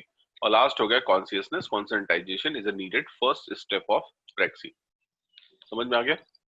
देखा Yes, इसमें प्रैक्सी प्रैक्सी दो बार आया है, प्रैक्सी प्रैक्सी, जैसे उसमें पैलियो फेरी और फेरी आया, इसमें प्रैक्सी प्रैक्सी आया। ठीक, लेकिन मैं बता रहा हूँ आपके मन में क्या हो रहा है। आपके मन में हो रहा है सर सच्ची बताओ, मैंने बोला क्या हुआ? आप बोले सर पता नहीं क्यों यहाँ दर्द हो रहा है। मैंने कहा क्यों क्यों दर्द हो रहा है? तो समझ में नहीं आया सर, है ना? और आपने आंसर तो बता दिया सर, वो तो बहुत अच्छी बात है, thank you very much. Answer लेकिन आ गया सर, लेकिन समझ में कुछ नहीं आया ना, इसलिए पता नहीं क्यों कुछ कुछ होता है, ऐसी वाली फीलिंग आ रही है मन में। यस या नो बताओ? Yes sir. नहीं बस कुमरेंद्र बोलते हो आप, मैं तो आपको ग्रांटेड आजकल लेने लगा हूँ कुमरेंद्र। कुमरेंद्र के अलावा कोई बोलता ही नहीं क्लास में, ऐसा लगता है सबकी आवाज कुमरेंद्र, सबकी आवाज, है ना, सारे वोट कुमरेंद्र, है ना? पता चला कि नौकरी कुमरेंद्र। जी बताइए। नहीं तो सब लोग बोला करो, आप मौका दे रहे हो तो बोल रहा है, क्या उसको स्पेशल सैंक्शन थोड़ी किया मैंने, वो मौका पा रहा है तो बोल रहा है, अच्छी बात है, उसको बोल, कौन रोकेगा उसको? भाई आप बोलोगे तो वो चुप रहेगा, फिर सुनेगा वो, थोड़ा वो भी बोलेगा जब उसको रिक्वायर्ड समझ में आएगा। तो बताइए। मीनिंग वाली बात मन में अंदर से मन में रहता है ना कि मीनिंग आ जाती तो बड़ा अच्छा था। देखो हाँ सर, दोस्तों ऐसा है, मीनिंग का गारंटी तुम्हें कोई नहीं दे सकता, पंकज भी नहीं दे सकता, क्योंकि गारंटी मीनिंग की तुम्हारी अंग्रेजी वो तुम्हारी प्रॉपर्टी है, जो तुमने आज तक इतने सालों में इतने दिनों के अंदर जो तुमने क्रिएट करी है, जो डेवलप करी है खुद के अंदर, वो तुम्हारी संपत्ति है, वो तुम्हारी अपनी खुद की एक वो आपकी कंप्लीट एक अचीवमेंट है। ठीक है, मीनिंग की गारंटी आपको कोई नहीं दे सकता। मान लो यदि आप मेरे से कोई डिफिकल्ट वर्ड की मीनिंग पूछो, मैंने बता दिया, लेकिन इस बात की क्या गारंटी कि फिर आपको कोई दूसरा डिफिकल्ट वर्ड मिलेगा तो आप खुद से समझ लोगे। आप समझ रहे हो ना मेरी बात? तो यहाँ मीनिंग समझना वो आपकी खुद की अंग्रेजी है, लेकिन मेरा काम है कि मैं आपको शॉर्टकट बता के आपका उत्तर ले आ दूं सही। और यदि आपको उसकी मीनिंग समझनी है तो मैं तो फिर ट्रांसलेट कर दूंगा उसकी हिंदी, लेकिन आगे के क्वेश्चंस में आपको गारंटी कोई आदमी नहीं दे सकता। मैं गारंटी नहीं दे पाऊंगा कि बेटा कोई नया क्वेश्चन मिलेगा तो उसकी अंग्रेजी तुम्हें पूरी समझ में आ जाएगी, लेकिन आंसर तक मैं आपको पहुंचा सकता हूं। ठीक, थोड़ा समझिए। आपको यदि मीनिंग के बारे में मैं कहूं तो मैं कहूंगा आपसे कि 20-30% मीनिंग समझना जरूरी है, 100% समझना जरूरी नहीं है, लेकिन 70% यदि फॉर्मूला है तो 20-30% उसका कॉम्प्रिहेंशन भी इक्वली मैटर करता है। ठीक है, तो आपकी इंग्लिश तो अच्छी होनी ही होनी चाहिए, आई डोंट से कि आपकी इंग्लिश अच्छी नहीं होनी चाहिए, वो अच्छी होनी चाहिए, लेकिन साथ में फॉर्मूला यदि आपको पता है तो वो आपके लिए लाइफलाइन हो जाता है एक प्रकार का। आपकी जो नॉलेज है वो आपका खुद का बैकअप है, और लाइफलाइन ही एडिशनल लाइफलाइन आपके लिए फॉर्मूलाज। ठीक, यहाँ तक क्लियर है पूरी बात? Yes sir. मैं अब वीडियो ऑफ कर चुका हूँ और मैं अब इसके आगे आ रहा हूँ। तो आपने एक फॉर्मूला सुन लिया, अब आते हैं अपन सेकंड फॉर्मूले के ऊपर। आपको समझ में तो आ रहा है ना, मतलब ऐसा तो नहीं लग रहा है ना कि हम लोग। पूछना था मुझे। हाँ पूछिए पूछिए पूछिए, प्लीज प्लीज प्लीज। सर ये जो हम पढ़ रहे हैं तो सर हाँ। इसका यूज कहाँ पर होगा? ये जो हम लोग पढ़ रहे हैं ना, ये जो कैंपस का पेपर होगा ना, कैंपस का आपका जो कैंपस का पेपर जो होगा, कैंपस का अलग अलग कंपनीज का जो पेपर होगा, उसमें इंग्लिश सेक्शन आता है जिसमें synonym, antonym, paronym, homonym, odd one outs आता है, जिसको वोकैबुलरी के क्वेश्चंस बोले जाते हैं। एक आता है अनसीन, जिसको हम लोग रीडिंग कॉम्प्रिहेंशन कहते हैं। उसी तरह से ये क्वेश्चन पैराजिम्बल से ये भी पूछा जाता है। ये बहुत इंपॉर्टेंट क्वेश्चन है जो पूछा जाता है। 2 क्वेश्चन 4 क्वेश्चन पूछा जाता है। ये 2 तरह से आता है, जैसे सेंटेंस के बेसिस पे भी आ सकता है, वर्ड्स के बेसिस पे भी आ सकता है। जैसे मान लो यदि मैंने एक सेंटेंस के अंदर यदि मान लो 7 वर्ड है और मैंने सातों वर्ड को स्क्रैम्बल कर दिया, सही प्रॉपर सीक्वेंस से हटा दिया, उसको किसी इरेगुलर ऑर्डर में कर दिया, तो आपको पूछूंगा कि इसका करेक्ट सीक्वेंस बताओ। इसको हम लोग बोलते हैं पैरा जंबल्स, या हम लोग बोलते हैं रीअरेंजमेंट। Okay sir. है ना? तो ये वर्बल वाला जो कंटेंट, वर्बल का जो पार्ट होता है उसमें आता है। आप शुभम बोल रहे हो क्या? हाँ सर। हाँ शुभम, ये मैंने बता दिया था स्टार्टिंग जब क्लास की हुई थी ना, तभी मैंने बताया था कि ये कंटेंट वाला पार्ट है और ये कहाँ इंपॉर्टेंट होता है, कहाँ आता है। ये आपका इंग्लिश जहाँ पे पूछा जाता है, वर्बल का रिटन का पेपर होता है, वहां पर इंग्लिश में ये सब पूछा जाता है आपसे। हाँ सर, वो स्टार्टिंग में मेरा नेटवर्क का प्रॉब्लम हो गया था। अच्छा अच्छा, जी जी जी, अभी क्लियर है ना ये बात? हाँ सर क्लियर। थोड़ी देर के लिए मुझे लगता है कि आपको एक चांस दे देना चाहिए। आप में से कोई, मैं इसको अभी थोड़ी देर के लिए होल्ड पे रख रहा हूँ इस टॉपिक को, ठीक है? इस टॉपिक को होल्ड पे रख रहा हूँ और मैं चाहता हूँ कि पूरी क्लास के अंदर अभी कुल मिला करके 11 लोग हैं इंक्लूडिंग मी, 10 लोग जो जुड़े हुए हैं इस क्लास में। आप लोग पहले बताना और तब ये काम करेंगे हम। तो जो 10 आपस में जुड़े हुए हैं, मैं चाहता हूँ जीडी करो आप 10 मिनट की आज, ठीक है? ग्रुप डिस्कशन, सुना आपने? Yes sir. एक ग्रुप डिस्कशन करो, क्योंकि ड्यू है अभी कई दिनों से ग्रुप डिस्कशन पार्ट, और मैं अभी इस टॉपिक को दोबारा फिर आगे कंटिन्यू करूंगा। थोड़ी देर के लिए मैं इस टॉपिक से ब्रेक ले रहा हूँ, थोड़ी देर के लिए विथ होल्ड पे रखा है इस टॉपिक को। क्या बोला मैंने इंग्लिश में? वर्ड एक सर होल्ड पे रखा है। नहीं नहीं नहीं, विथ होल्ड बोला है, होल्ड नहीं बोला है, विथ होल्ड बोला है। With hold. With hold, with hold मतलब ठहरना, किसी जगह पे रुक जाना, ठहर जाना, विथ होल्ड बोलते हैं उसको, विथ होल्ड, ठीक? Yes sir. हाँ, तो एक काम करिए, मैं आपको टॉपिक का नाम बता रहा हूँ, ठीक है? और आपको ये करना है कि टॉपिक का नाम मैं बता रहा हूँ और आप 10 के 10 लोग इसमें पार्टिसिपेंट्स हैं इस जीडी के अंदर, और आप अपनी वीडियोस ऑन रखेंगे, ठीक? अपनी वीडियोस ऑन करेंगे और मैं यहाँ पे थर्ड कैमरा नोटिस करूंगा कि कौन बोल रहा है, क्या बोल रहा है और कैसे बोल रहा है, ठीक है? टॉपिक बहुत ही सरल और आसान सा टॉपिक मैं दूंगा और उसमें टोटल टाइम जो होगा वो 10 मिनट का टाइम होगा। 10 लोग हैं इस टोटल ग्रुप डिस्कशन के अंदर पार्टिसिपेट करने के लिए और 10 मिनट का टाइम होगा। मैंने किसी को नहीं बोला है कि तुम स्टार्ट करोगे, वो स्टार्ट करेंगे, ऐसा कुछ बोला नहीं है। बट लेट अस सी कि पहले कौन स्टार्ट करता है, उसको मॉडरेट कौन करता है, या मैं बीच में कुछ बोलता हूं तो फिर उसको आप सुनिएगा और अकॉर्डिंगली जैसा मैं गाइड करूंगा वैसा करिएगा। और बेसिक चीजें जो होती हैं डूज एंड डोंट्स के बारे में वो आप जानते हैं, और मैं यहाँ क्या कर रहा हूँ, आपको ऑब्जर्व कर रहा हूँ, ठीक? इसी बहाने आपकी एक छोटी सी प्रैक्टिस हो जाएगी ग्रुप डिस्कशन के ऊपर भी। अभी तक आपने जीडी पर्सनल इंटरव्यू की प्रैक्टिस तो की हुई है थोड़ी बहुत, मैंने 2-3 क्लास में कंटिन्यूअसली प्रैक्टिस के लिए आपको बुलाया। तो ठीक है, ओके, अच्छा अच्छा, ठीक। सौरभ आप क्लास में जुड़े हो क्या? सौरभ सिंह,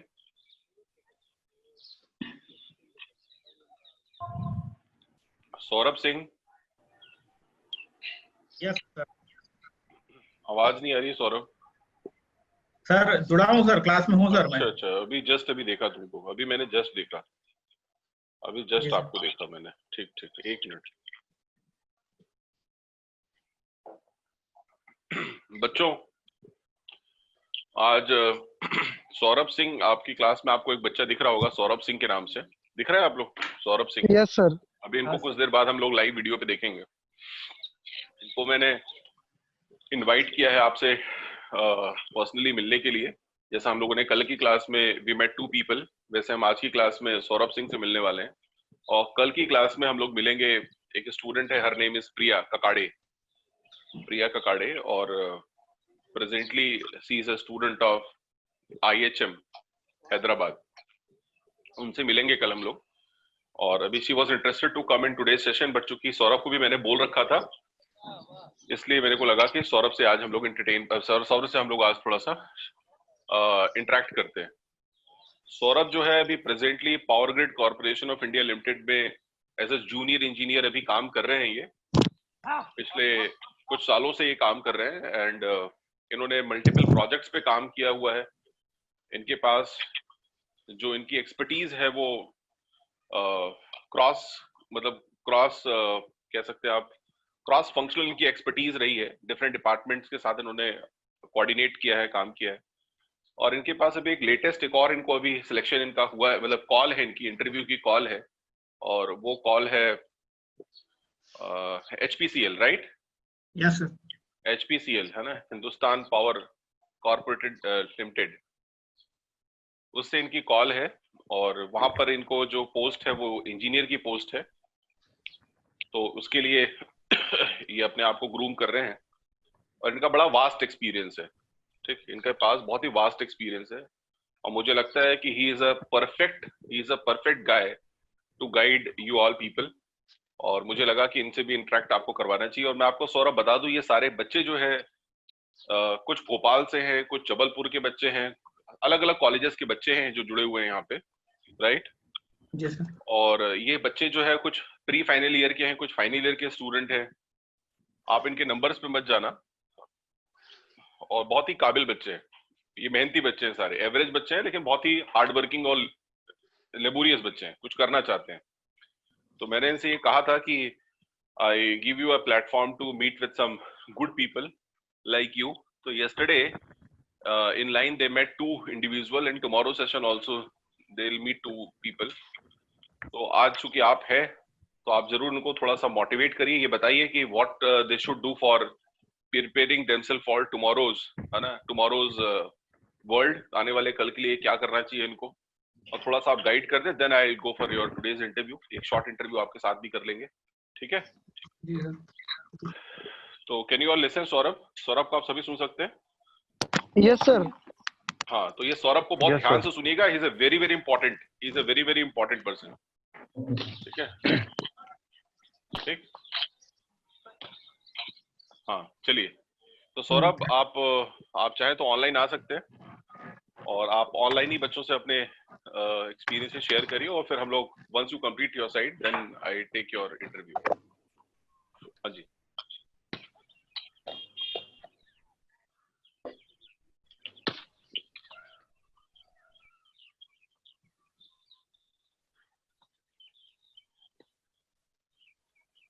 यस सौरभ।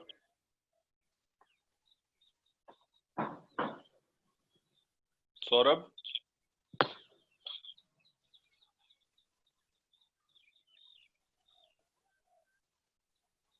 हेलो। अच्छा, वॉइस नहीं आ रही है? मेरी तो आ रही है आपको। मेरी आवाज आ रही है आप सबको? Yes sir, you are audible. Yes sir. शायद वो सौरभ को, हेलो, यस सर, शायद सौरभ को मेरी आवाज नहीं आ रही है। अभी आ रही है आवाज सौरभ?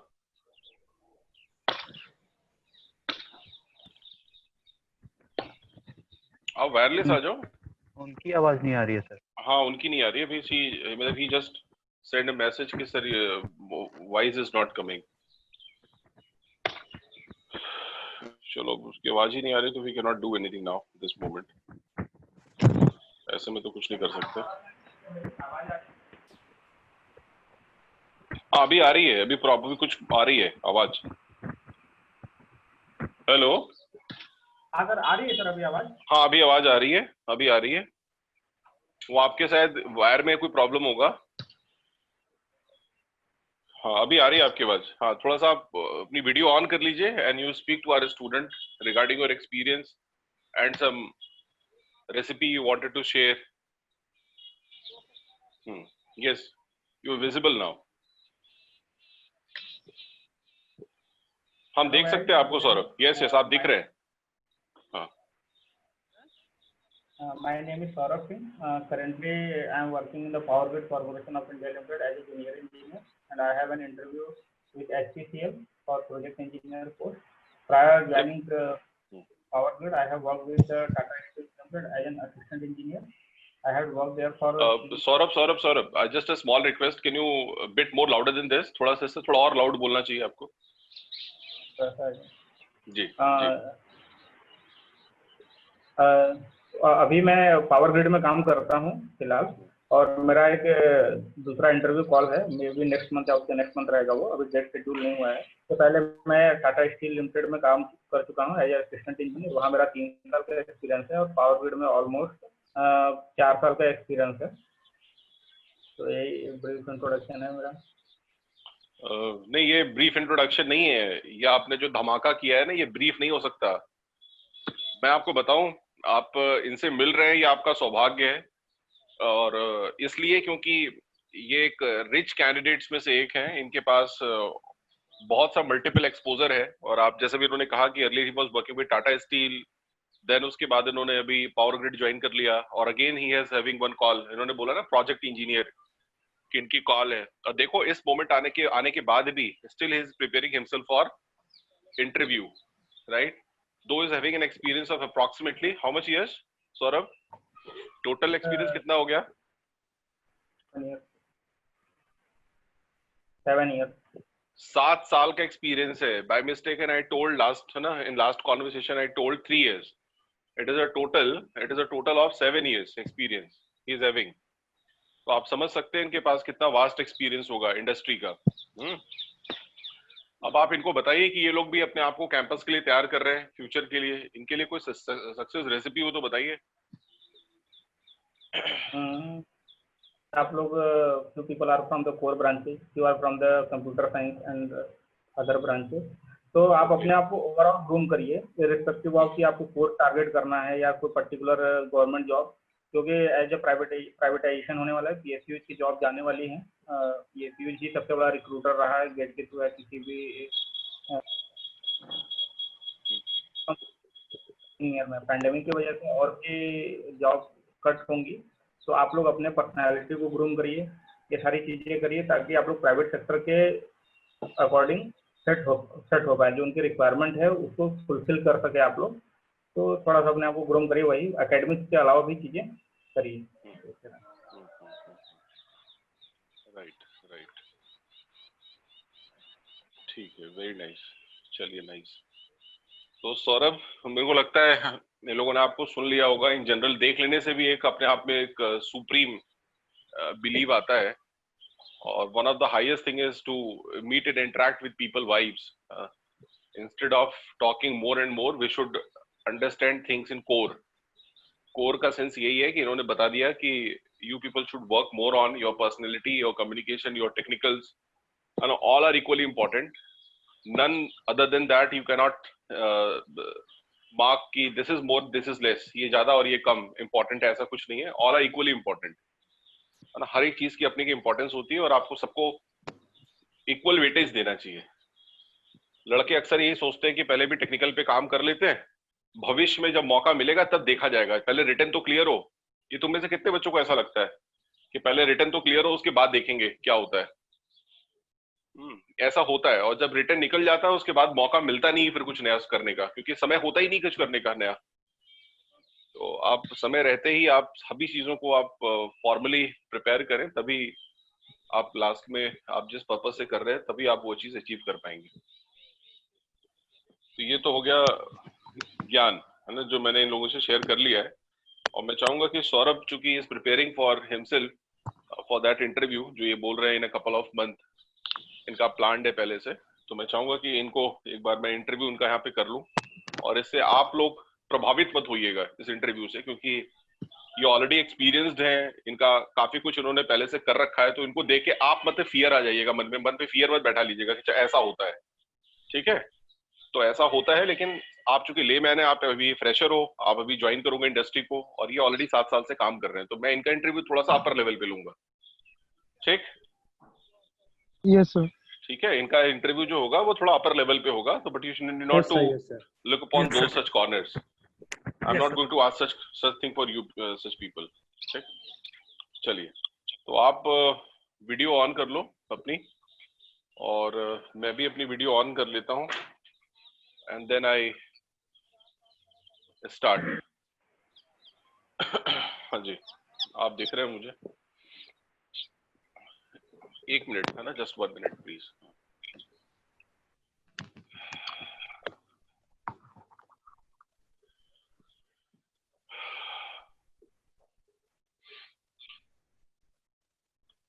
तो मैंने भी अपनी वीडियो ऑन कर ली है, आप भी आ चुके हैं ऑनलाइन.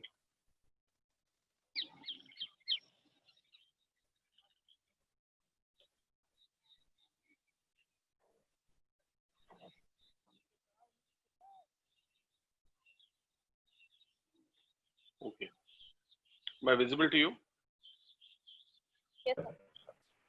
ठीक, सौरभ आप भी आ जाओ. Sir am I not visible? हाँ, yes you are now visible, अभी आप विजिबल हो. हाँ, तो सौरभ मैं पहले तुम्हें एक चीज बता दूं कि forget about this thing कि where at which platform you are going to deliver, right? You should forget about this thing कि which platform on you are here with us to appear for the interview today. ठीक है, just give your best shot and whatever the thing has been told so far, you should keep in your mind, and accordingly you should tactfully handle and situationally lead the things. Okay, hello. आप Audible नहीं हो Saurabh, stuck हो गई आपकी pick, एक जगह पे stuck हो गई है, शायद नेटवर्क इशू आ रहा होगा.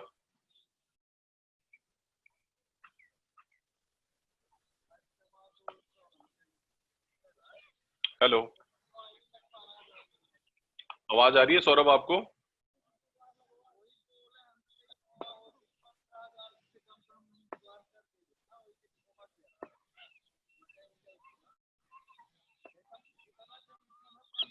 चलो, मुझे लग रहा है कोई टेक्निकल ग्लिच है. सौरभ जी आवाज आ रही है?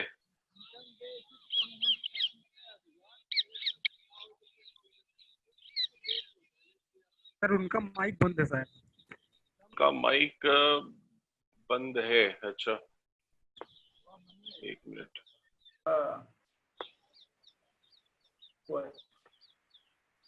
कर तो दिया है मैंने, उनको अनम्यूट तो कर दिया है. सौरभ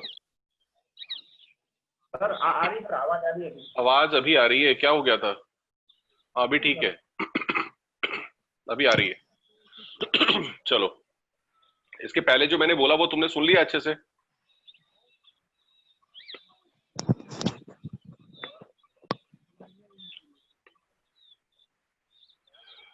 आवाज नहीं आ रही, एकदम आवाज नहीं आ रही सर. चलो सौरभ, मुझे लगता है अभी कुछ टेक्निकल इशू है आपकी तरफ से. मेरी तरफ से तो ऐसा कोई दिक्कत नहीं आ रही होगी. होप मेरे सारे स्टूडेंट्स को मेरा वीडियो दिख रहा है. Yes right? हाँ, Yes. तो मेरे को लग रहा है वो टेक्निकल ग्लिच आपकी तरफ से है. तो ठीक है, फिर will do this on tomorrow session. कल के सेशन में कर लेंगे आपको इनवाइट. ठीक है, और you will be there just to speak. You already spoke about your things. We invite you to go for your interview, a short interview. Saurabh, आवाज तो नहीं आ रही होगी आपको? आ रही है सर, अभी आ रही है सर आवाज. तो आप immediately the radio just come fast and I am getting late. मैं आपकी वजह से मेरे को लेट हो रहा है. ठीक है सर, आई एम रेडी. हाँ, चलो स्टार्ट करते हैं फिर. इसके पहले मैंने लास्ट में कुछ बोला था, वो आपने सुना था अच्छे से? एकदम कुछ नहीं, पहले का सुनाई दिया. अच्छा, तो मैंने लास्ट में ये बोला था कि जितनी भी चीजें आपको आज तक मैंने सिखाई हैं, जो चीजें मैंने बताई हैं, उसको रिस्टोर करिएगा. आपको इस प्लेटफॉर्म के अकॉर्डिंगली दिमाग में कुछ क्रिएट करने की जरूरत नहीं है ना? You should be the same as what you are. So what has been told accordingly you should follow tactfully and lead the scene and situation. ठीक? तो आप मुझे विश करो, आई विल स्टार्ट. और ये प्रैक्टिस नहीं है, ये रियल इंटरव्यू चल रहा है, ये सोच के आंसर देना. ठीक है? वापस से तुम्हारा वीडियो ऑफ हो गया. सौरभ, तुम्हारा वीडियो वापस से ऑफ हो गया. दिख रहा है मुझे. सर आ रही वीडियो दिख रहा होगा सर मेरा? ये तो आप हाँ क्या वीडियो ऑन है सर, वीडियो ऑन है सर। अच्छा वीडियो ऑन है, चलो आप विश सर करो की फिर वीडियो देन ऑन है स्टार्ट। हाँ ठीक है चलो विश करो फिर आप। Evening sir. Hello good evening Saurabh Singh right?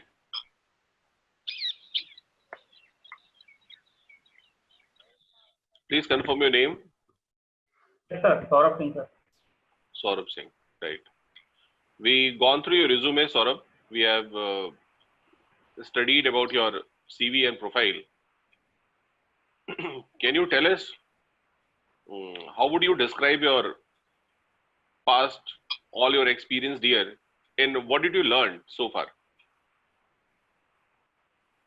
Sir, it was a wonderful experience. I have learned so many things professionally, like how to time management, document management. Actually, my question is to know, while studying, and now now from past 7 years you are into job, right? You tell us what you was earlier thinking and how it is different than today's world. What sort of the changes you are yourself observing in seeing your college days and in today's time? Sir, in college time we have sample of time, but nowadays technology is continuously changing and evolving, and we have the lack of time. Time management and other management skills, we will fail in the personal as well as the professional life both. So can say time is very fast now. We have to be technologically be very advanced to cope up the situation and cope up the continuous evolving world. What means technically and technologically? You use two words to interpret your statement. Technically and technologically. Sir, both are interrelated. Like in 2013, there was not smartphones were there, but it was not at that regime. Now technologically advanced smartphone are a daily part of daily life. And that technically, if you say in our company, like a few years back in 2013, when I joined the Tata Steel, that time automation was not at par. Now automation is at par, so we have to be technically advanced as well as the technologically advanced. Like we can use some apps, time management apps and other things to manage our things instead of manage everything manually. Okay. So most of the state governments across country are now looking to make lockdown again in a second innings. So will you favor this or not? Sir, if the economy is concerned, this I won't favor it. But if the people are the concerned, I would favor it. Sir, I'm in favor of the lockdown. You are in favor. Okay. And how did you spend your this time during lockdown period? Sir, during lockdown, our company has provided so many training programs online, and a company associated with us has provided the training. So I have taken so many training in these days. Besides that, sir, I have developed some routine like a meditation, and used to go play badminton daily on daily basis to keep myself active and fit. So sir, I have utilized lockdown personally as well as professionally at both fronts. Okay. So what if you won't be selected in today's interview? What do you do afterwards? Sir, though I am quite confident about today's selection, as I have met so many candidates. So what other things on you're confident? Beside this interview today, you are doing it with us today. Beside this interview, what are the other things you're confident so? Beside your candidateship, and what are the things you're confident at? I'm asking. Sorry, sir. What are the other skill sets on you're confident about you? Set of skills, sir. Yes. I'm asking about your skill sets on which you are truly confident on yourself. Sir, as an executive, a person needs compassion, integrity, hard working, perseverance. These are few skill sets which are required. What means compassion? What means compassion? Compassion means how you are tackling your subordinates, how your relation with them. What is the exact meaning of compassion? If I say that I follow my passion into compassion, if I speak this line, if I follow my passion into compassion, what is the exact sense of meaning compassion? Sorry, sir. Okay. Right. ठीक.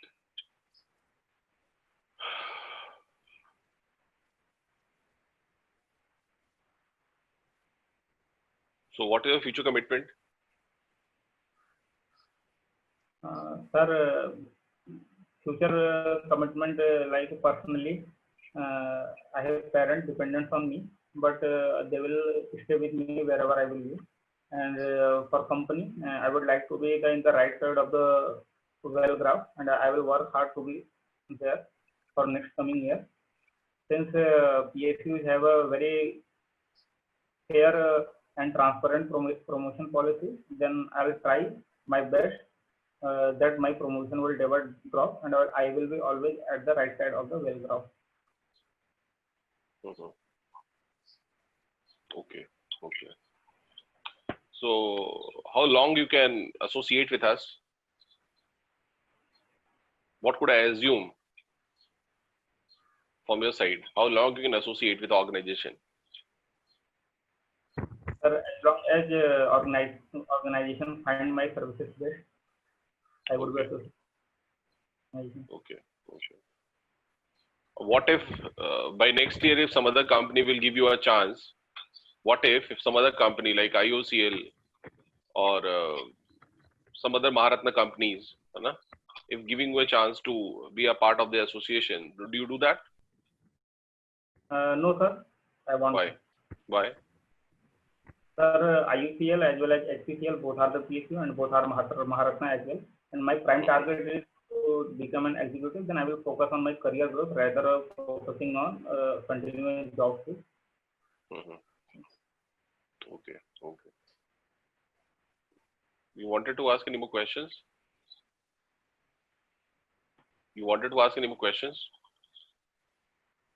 No. No. ठीक है. I saw your interview. Do I should I now tell your feedback spot here or personally? आप decide कर लो. हाँ? क्या? तो sir भाई बात करें आपकी फीडबैक के बारे में या बात हम लोग कर लेंगे आफ्टर क्लास आपकी फीडबैक के बारे में, जैसा कहिए आप. कर लेंगे. हाँ क्या? ये तो बता दीजिए सर, कोई वो नहीं. अभी बता दें. ठीक. मैं भी एक्सपेक्ट यही कर रहा था कि आपको यही जवाब देना चाहिए था. मैं एक्सपेक्ट कर रहा था कि आपसे यही जवाब मिलना चाहिए था. सौरभ, सबसे पहली चीज काफी कुछ तुम्हारे बारे में मैंने पहले कुछ भी बोल रखा है, बता चुका हूँ तुम्हारे बारे में. आदत से बचो, एक आदत से बचो, ये तुम्हारे लिए फ्यूचर में भी हार्मफुल हो सकती है. Right? You are overall a complete package, and you such type of people is honestly an asset for any institution of our organization, you can say. Right? You are truly an asset. Though you are hardworking, you are passionate about your goal to achieve, and with whole of your honesty and integrity, you give the best in favor. That all is fine. But in many of the small things I have observed you, कि sometimes you answer things now over the cap, over the lines, or it's very tough and hard to identify. For such a small thing, it's very tough to identify. तो मैं कहूंगा आपसे कि आप जैसे भी compassion को लेके मैं अड़ गया कि कॉम्पेशन का मतलब बताओ. कॉम्पेशन, अभी आप वीडियो ऑन रखो कि कॉम्पेशन का सेंस क्या है और इसको स्पेल आउट करो, एग्जैक्ट इसकी ट्रू मीनिंग इसकी क्या है. तो वहां पर मैं नोटिस करता हूँ कि आप, ऐसा लगता है कि खुद ही अपने ट्रैप में फंस जाते हो आप ऐसी कंडीशन में. और मैं ये फंसते हुए आपको नहीं देखना पसंद करता, राइट। मैं चाहता हूं कि जिस ऑनेस्टी और इंटीग्रिटी के साथ आप सारे क्वेश्चन का आंसर मैपिंग करते हो, शेप इन करके आंसर आप देते हो, तो at time you should not you should not degrade your image because of such small things, because these small things leads a very major role in someone's selection or rejection, ठीक है। तो नहीं पता तो बोल देना चाहिए, और पता है तो फिर हमें उसको डिलिबरेटली, मतलब इतना ओवर कॉन्फिडेंट होकर आंसर नहीं देना चाहिए। तो कहीं कहीं मेरे को ऐसा लगता है कि कभी कभी आप क्वेश्चन को सुनते के समय, जब सुनते हैं आप क्वेश्चन को, तो आप ये समझते हो कि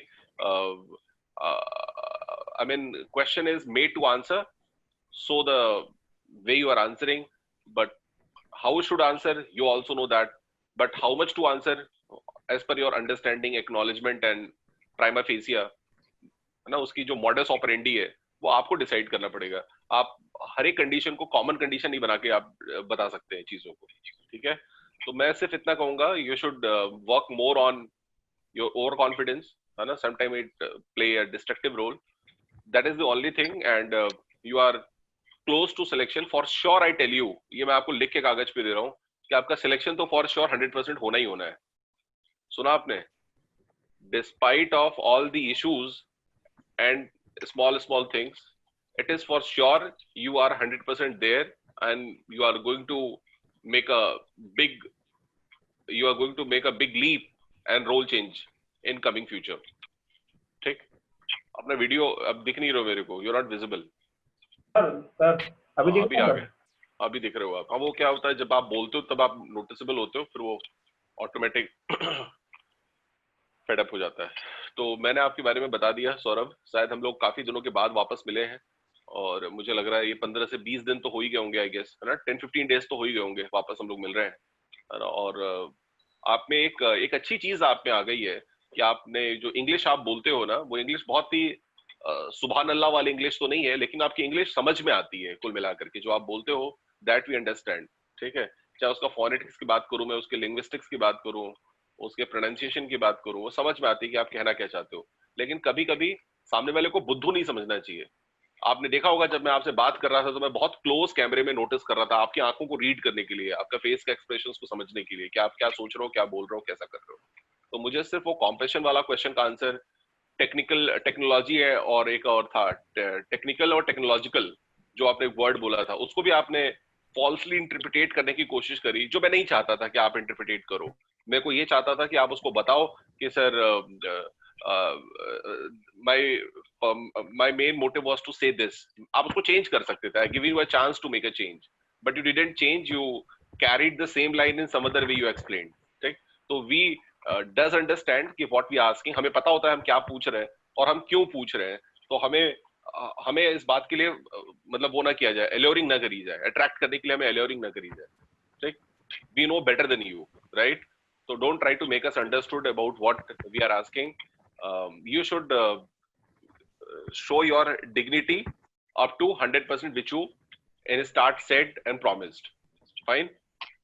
So with this line, thank you very much to be a part of today's session, and you really spoke so much good to our student, and hope our student really find something worthful to listen about your all your experiences and everything. आप में से किसी एक बच्चे को यदि कुछ पूछना हो तो वो सौरभ से अपनी बात रख सकता है। सौरभ की जो मैंने फीडबैक दिया है वो हमारे इनका इंटरेक्शन बहुत क्लोज है, पहले भी हो चुका है, और कई बार मल्टीपल फोरम्स पे इनसे मेरा इंटरेक्शन होता रहता है, लेकिन ये आपके लिए बहुत इंपॉर्टेंट स्टूडेंट है। तो फिलहाल आप इनके आज की फीडबैक के ऊपर बात नहीं करेंगे, क्योंकि इनका और मेरा जो डिस्कशन था वो ये समझ रहे थे, ये मैंने पहले भी आप लोगों से बोल रखा था। अभी फिलहाल इनके एक्सपीरियंस के, इनका सक्सेस जो भी है, वो सबसे बड़ा इनका सक्सेस जो आज है, उससे रिलेटेड यदि आपको कुछ क्वेरीज हो, कुछ डाउट्स हो तो आप पूछ सकते हैं। कोई एक बच्चा पूछ सकता है, quick. Hello, any questions? Sir excuse मी। हेलो, मैं सुन पा रहा हूँ, बोलिए। Sir I M question that कि आपके जैसे आप जब इंटरव्यू देते हैं तो आपके अंदर इतना कॉन्फिडेंस कहाँ से आता है? Actually, Kumrendra, this confidence, I don't know whether I am confident or not. As you are saying, so I am assuming I was confident. It is not overnight. That's why I have told earlier कि आप लोग अपने grooming के भी साथ में अपनी सारी चीजें हो जाएंगी, लेकिन में समय लगता है। अपने सर भी ये बताते होंगे आप लोगों को।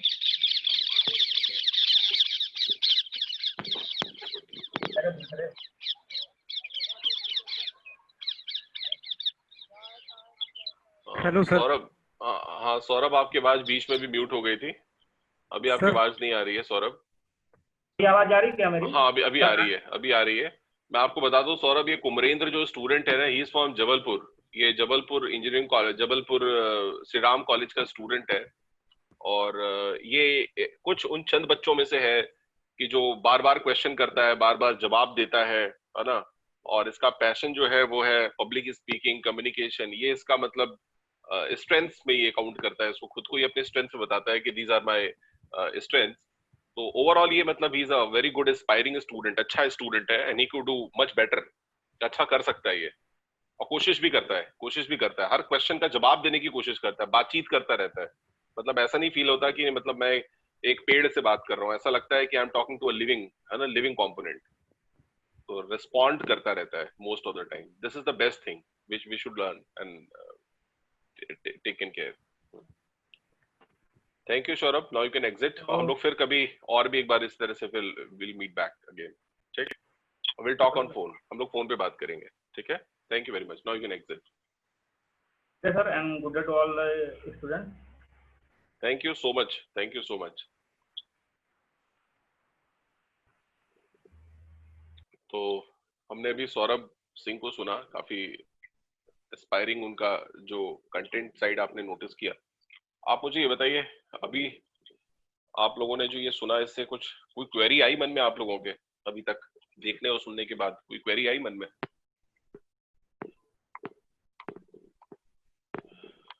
हेलो। Yes sir. हाँ तो बताइए क्या?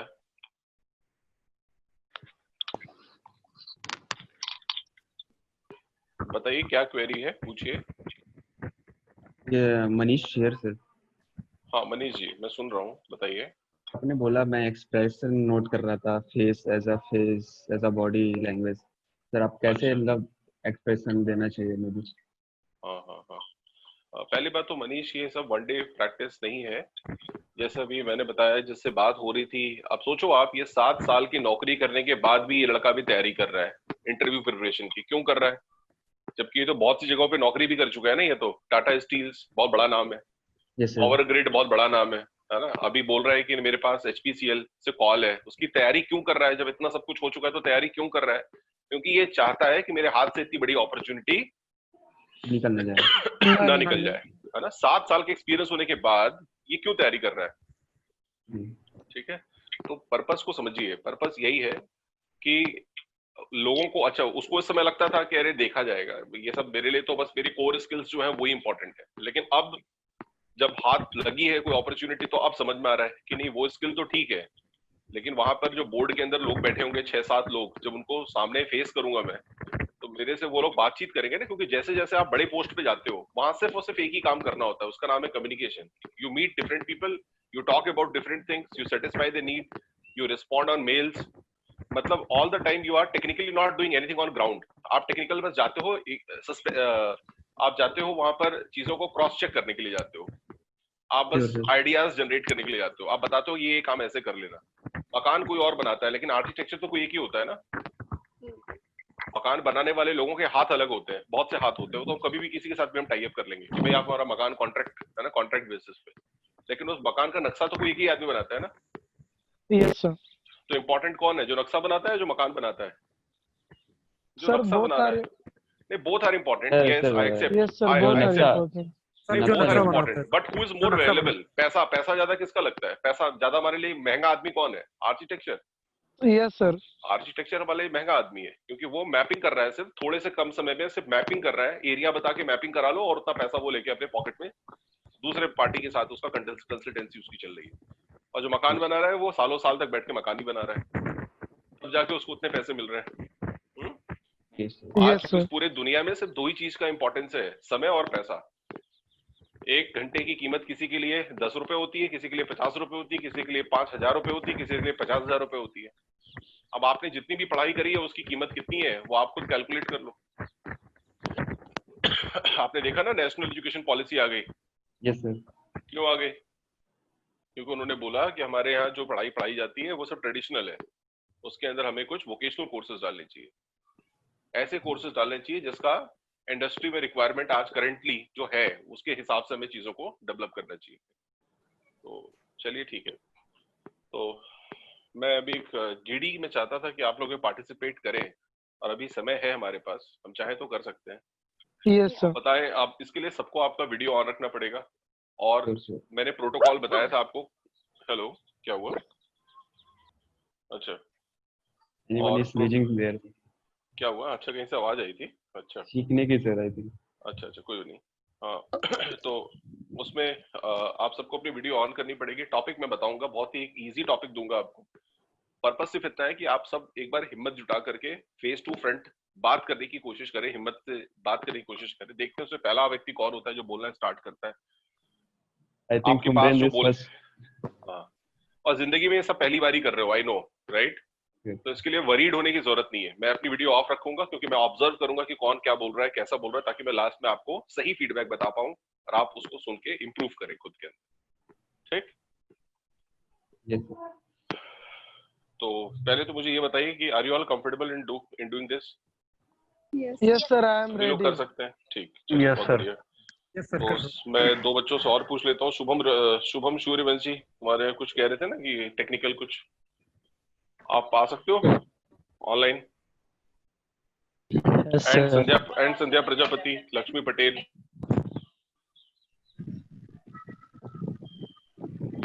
हेलो,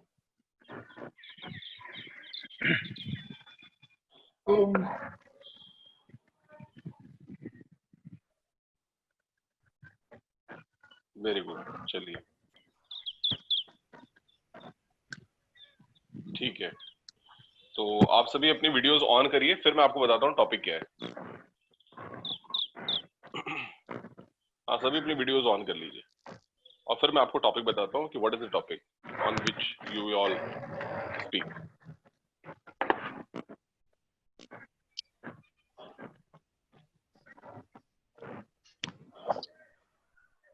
ठीक,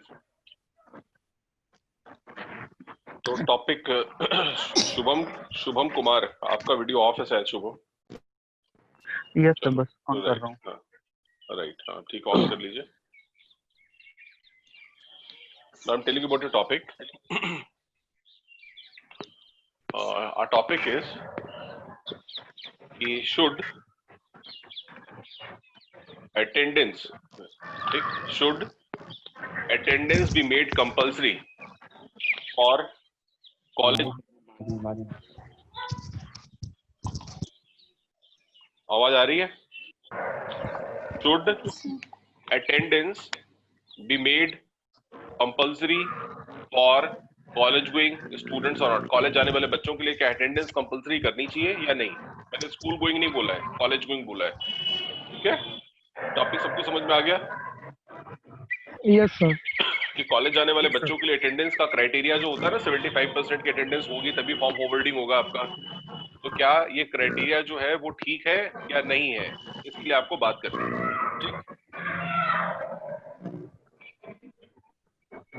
okay? Yes sir. Now you all can start. अब आप शुरू कर सकते हैं। आप सब, होल टाइम इज योर्स। ये क्लास प्रैक्टिस की नहीं है। आप ये मान के चलना कि आप अच्छे तरीके से प्रॉपर्ली जितना भी आपकी समझ है, you are going to deliver the best out of it. The topic is total time 10 minutes. जहां मुझे लगेगा मैं वहां पे बोलूंगा बीच में। It is my call. You all are on. आप सब ऑन है, आप सब पार्टिसिपेट कर सकते हैं। 1 minute sir, 1 minute sir.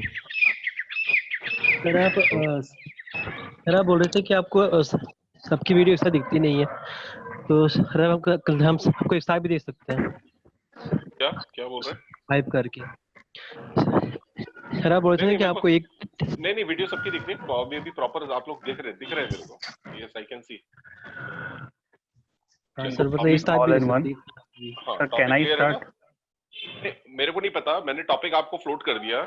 Not is your choice कि who will start, who will end, who will moderate. It is your choice. And I won't come in between. मैं बीच में नहीं आऊंगा. मैं थोड़ी बोलूंगा किसी को GDP की तुम शुरू करो. ये तो ये फेवर हो जाएगा ना. उसको लगेगा कि मैं आपको क्यों बोल रहा हूँ स्टार्ट करने के लिए. Your choice. Your choice. Good evening all and good evening all in one present here. Today's our GD topic is will attendance be compulsory for college student or not? So in my views, attendance is compulsory for all the students of the college, but the limitation of 75% should be decreased to 60%, so that student also learn the vocational courses and learn the skills that are required for industrial use and so on. Yeah, I agree with you, but one more thing is, I think attendance should be compulsory, but we can also overcome the lab timing. Suppose in college lab timing is 2 hours, 2 hours. So I think it should be less. So in this way we can also attend the college, and we can also save the time. Ms. Sika, as you talked about lab, so I would say that if now see the current situations of the college, so there are lab section is very less. Just I think if there are 7 lectures in the college, so there are only 5 lectures of theory and only 2 lectures of practical, in which just teachers do not focus more for practicals. So if we are not doing practicals, so how we can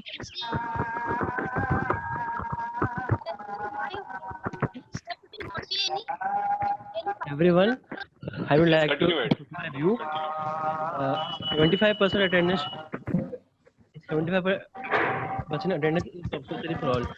But I think just 75%, that number creates pressure on every student. Attendance should be compulsory for all students. But the 75% number should not be happen. I would like to add a point on Kumren's that lab should be compulsory for us, but the reason between the classes and laboratories that we have, that if a college had 8 lectures, then it should be a 4 lecture on lab practical sessions and a 4 lecture of theories, because without theory one cannot use the lab apparatus and anything.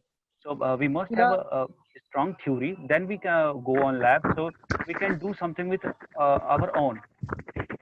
Bro, as you are saying that theory is important, just theory is important, but if you see the other points, that now why students are not selected in campus, and why students are most students are not exist in real world.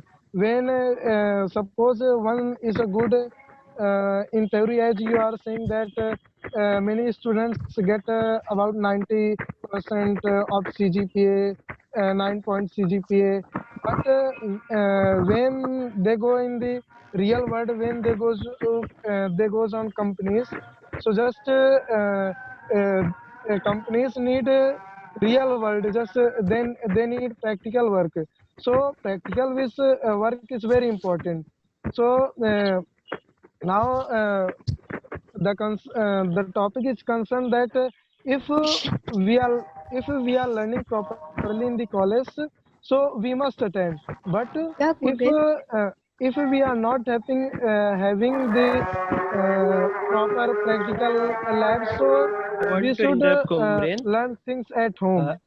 Yeah, Kumrendra, you are right, but in lab timing is 2 hours. So lab should be lab also done in half an hour.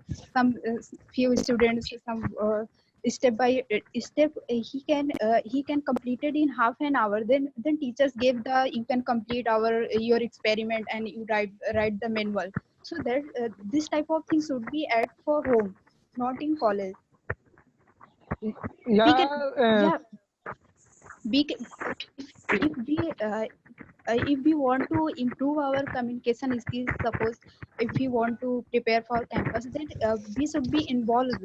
We should be interactions with teachers and other friends. Now, I suggest Twinkle K to speak on it. Twinkle K, you speak. Hello. Yes, we all can listen now. Continue. In my opinion, there would not be any foundation criteria to attendance, because if there is a attendance criteria, we can't do anything extra like many software learning and communication skills and other things which are required company. So there will be any foundation. I agree with you, Twinkle, because Next, stop. Next, Shubham Suryavanshi. So everyone, I would like to add a point that that we are talking about the 75% criteria. So I think the attendance should be compulsory for all, but the 75% criteria that makes every student on attention. So people just come for the college not for attendance. They should come for college so learn something new. Yes, yes, Subham, you are right. But due to this 75% criteria, teachers just take attendance. Students just come college only for attendance.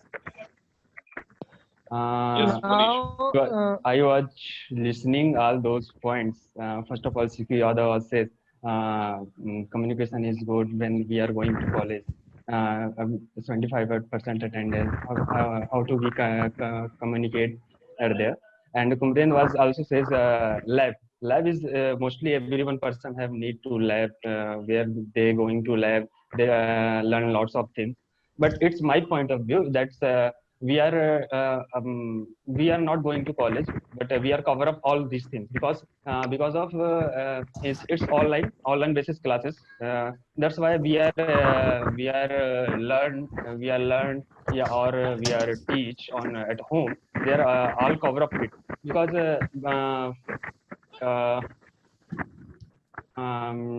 yes, Manish, we cover up all the things that we study in our college, but do we practice anything or do we have any lab or something computers that in our lab that we practice anything now? Stop, Shubham, stop.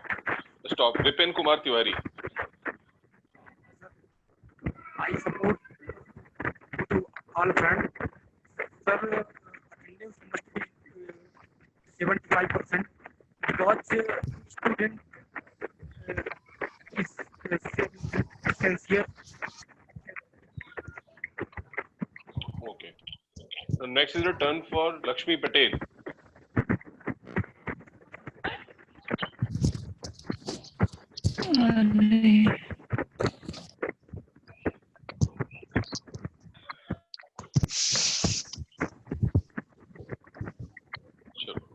Sandhya Prajapati. Yes, sir. Sir, I think so. First year is 75 attendance. Highly, sir.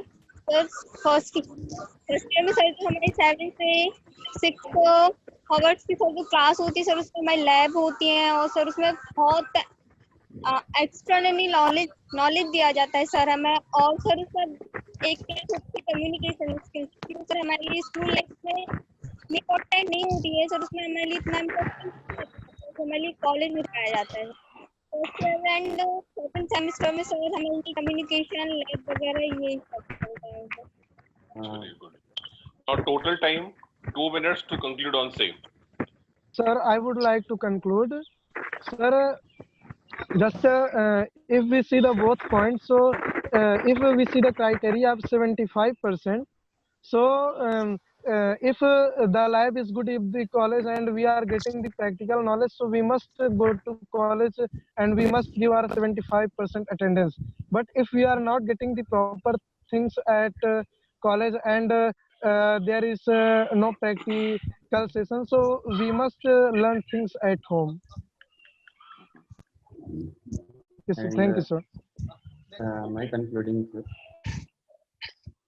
more than one people can conclude on same. It's not necessary कि only one has spoke, so it's a final conclusion. You all can conclude in your own way.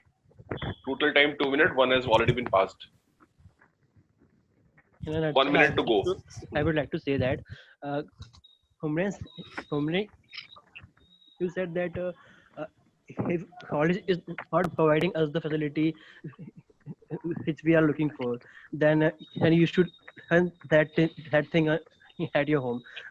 But you have a criteria for 75%, and you have to go to college if you want or you don't want. So I think, Bro, my dear friend, if there is criteria of 75%, so we will have to go. We will have to go to college. But if we want to improve ourselves, so it depends on the situation that what we are going to learn. I have example that one of my friend, he was suffered from typhoid, but due to this typhoid disease, he was not able to attend the classes regularly, and after all this, he was failed in theatrical examination. Yeah, bro, whatever. Yeah, my dear friend. So no, as I told you all guys, this is a time to conclude on same. So I suggested कि more than one people can conclude from his or her side, right? In a nutshell, so it's a I time want of to conclusion. If conclude. somebody is likely to conclude, he or she can. Yes, sir. In a nutshell, I want to conclude that college attendance college attendance criteria should be compulsory, but it should be variable on depending upon the years of the student. For a first year, it should be high, but for a second, third, and fourth year, it should be degraded as per the requirement and the vocational training they should be needed, so that the student will also get hands-on experience of the industrial training, industrial requirements, and as well as he or she learned all the college educations. Thank you so much. I am concluding also. Nice. Sir, yes. First of all, depending, first of all, depending on branches to branches. I think I am studying in a mining branch, so I must not have to proper 75 attendance because of my whole knowledge in a mine and underground mine and or surface mine. Whether we have learning a lots of things, but in our it's my college of RGB Shahidol. Many of teachers are there in Bhopal, RGB Bhopal. They are not they are coming from later by 2 or 3 days. Many of classes they are not attended. They are attended in our college. But it is possible of online classes. There we can save our attendance. We are not going to college. We are there home. We are attending the classes right there, and they presented there on RGPB Bhopal. So we can proceed it. So it must be important that 75% is necessary. चलो, thank you very much. You all can go offline. आप सब लोग offline पे आ जाइए. Yes, sir. चलिए, good.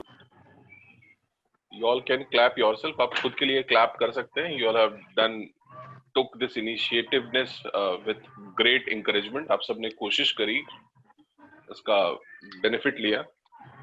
अब मैं आपका इंडिविजुअल फीडबैक बताता हूँ ताकि आपको ये पता हो कि अगली बार जब हम आए तो हम इसके बेटर और क्या कर सकते हैं. ठीक? और हम सभी ये जानना भी चाहेंगे कि हमने क्या किया और कैसा था, और सर आप बताइए इसमें आपका एक्सपर्ट ओपिनियन क्या है. पहले बता दो कि ग्रुप डिस्कशन होता ही इसलिए है ताकि हम आपका डायनेमिक्स चेक कर पाए, हम आपका लीडरशिप एट्रीब्यूट देख पाए, आपके डिसीजन मेकिंग देख पाए, आपकी ओपननेस चेक कर पाए, आपके कंटेंट देख पाए. थोड़े बहुत कंटेंट, बहुत ज्यादा नहीं, लेकिन ओपननेस, फ्रैंकफुलनेस, लीडरशिप है ना, डिसिसिव डिसीजन मेकिंग एबिलिटी, ये सारी चीजें इंपॉर्टेंट है. अब देखा होगा आपने, सब लोग अपनी अपनी राह देख रहे थे। मैंने जानबूझ के एक ऐसा टॉपिक चुना था क्योंकि वो सबके दिल में आग लगी होती है इस टॉपिक को लेकर के कि 75% अटेंडेंस के लिए आपके ऊपर भी बहुत से अच्छे अच्छे काम आपके साथ भी हुए होंगे और सबके अपने अपने अलग अलग तरह की कोविटेड एक्सपीरियंस है, कोविटेड एक्सपीरियंसेस है। कोई बोलता है हाँ ठीक है, कोई बोलता है नहीं ठीक है सर, हमारे भी कॉलेज में मन हो ना हो लेकिन जाना पड़ेगा, भले ही we are doing nothing but we are suppose to be there in college, right.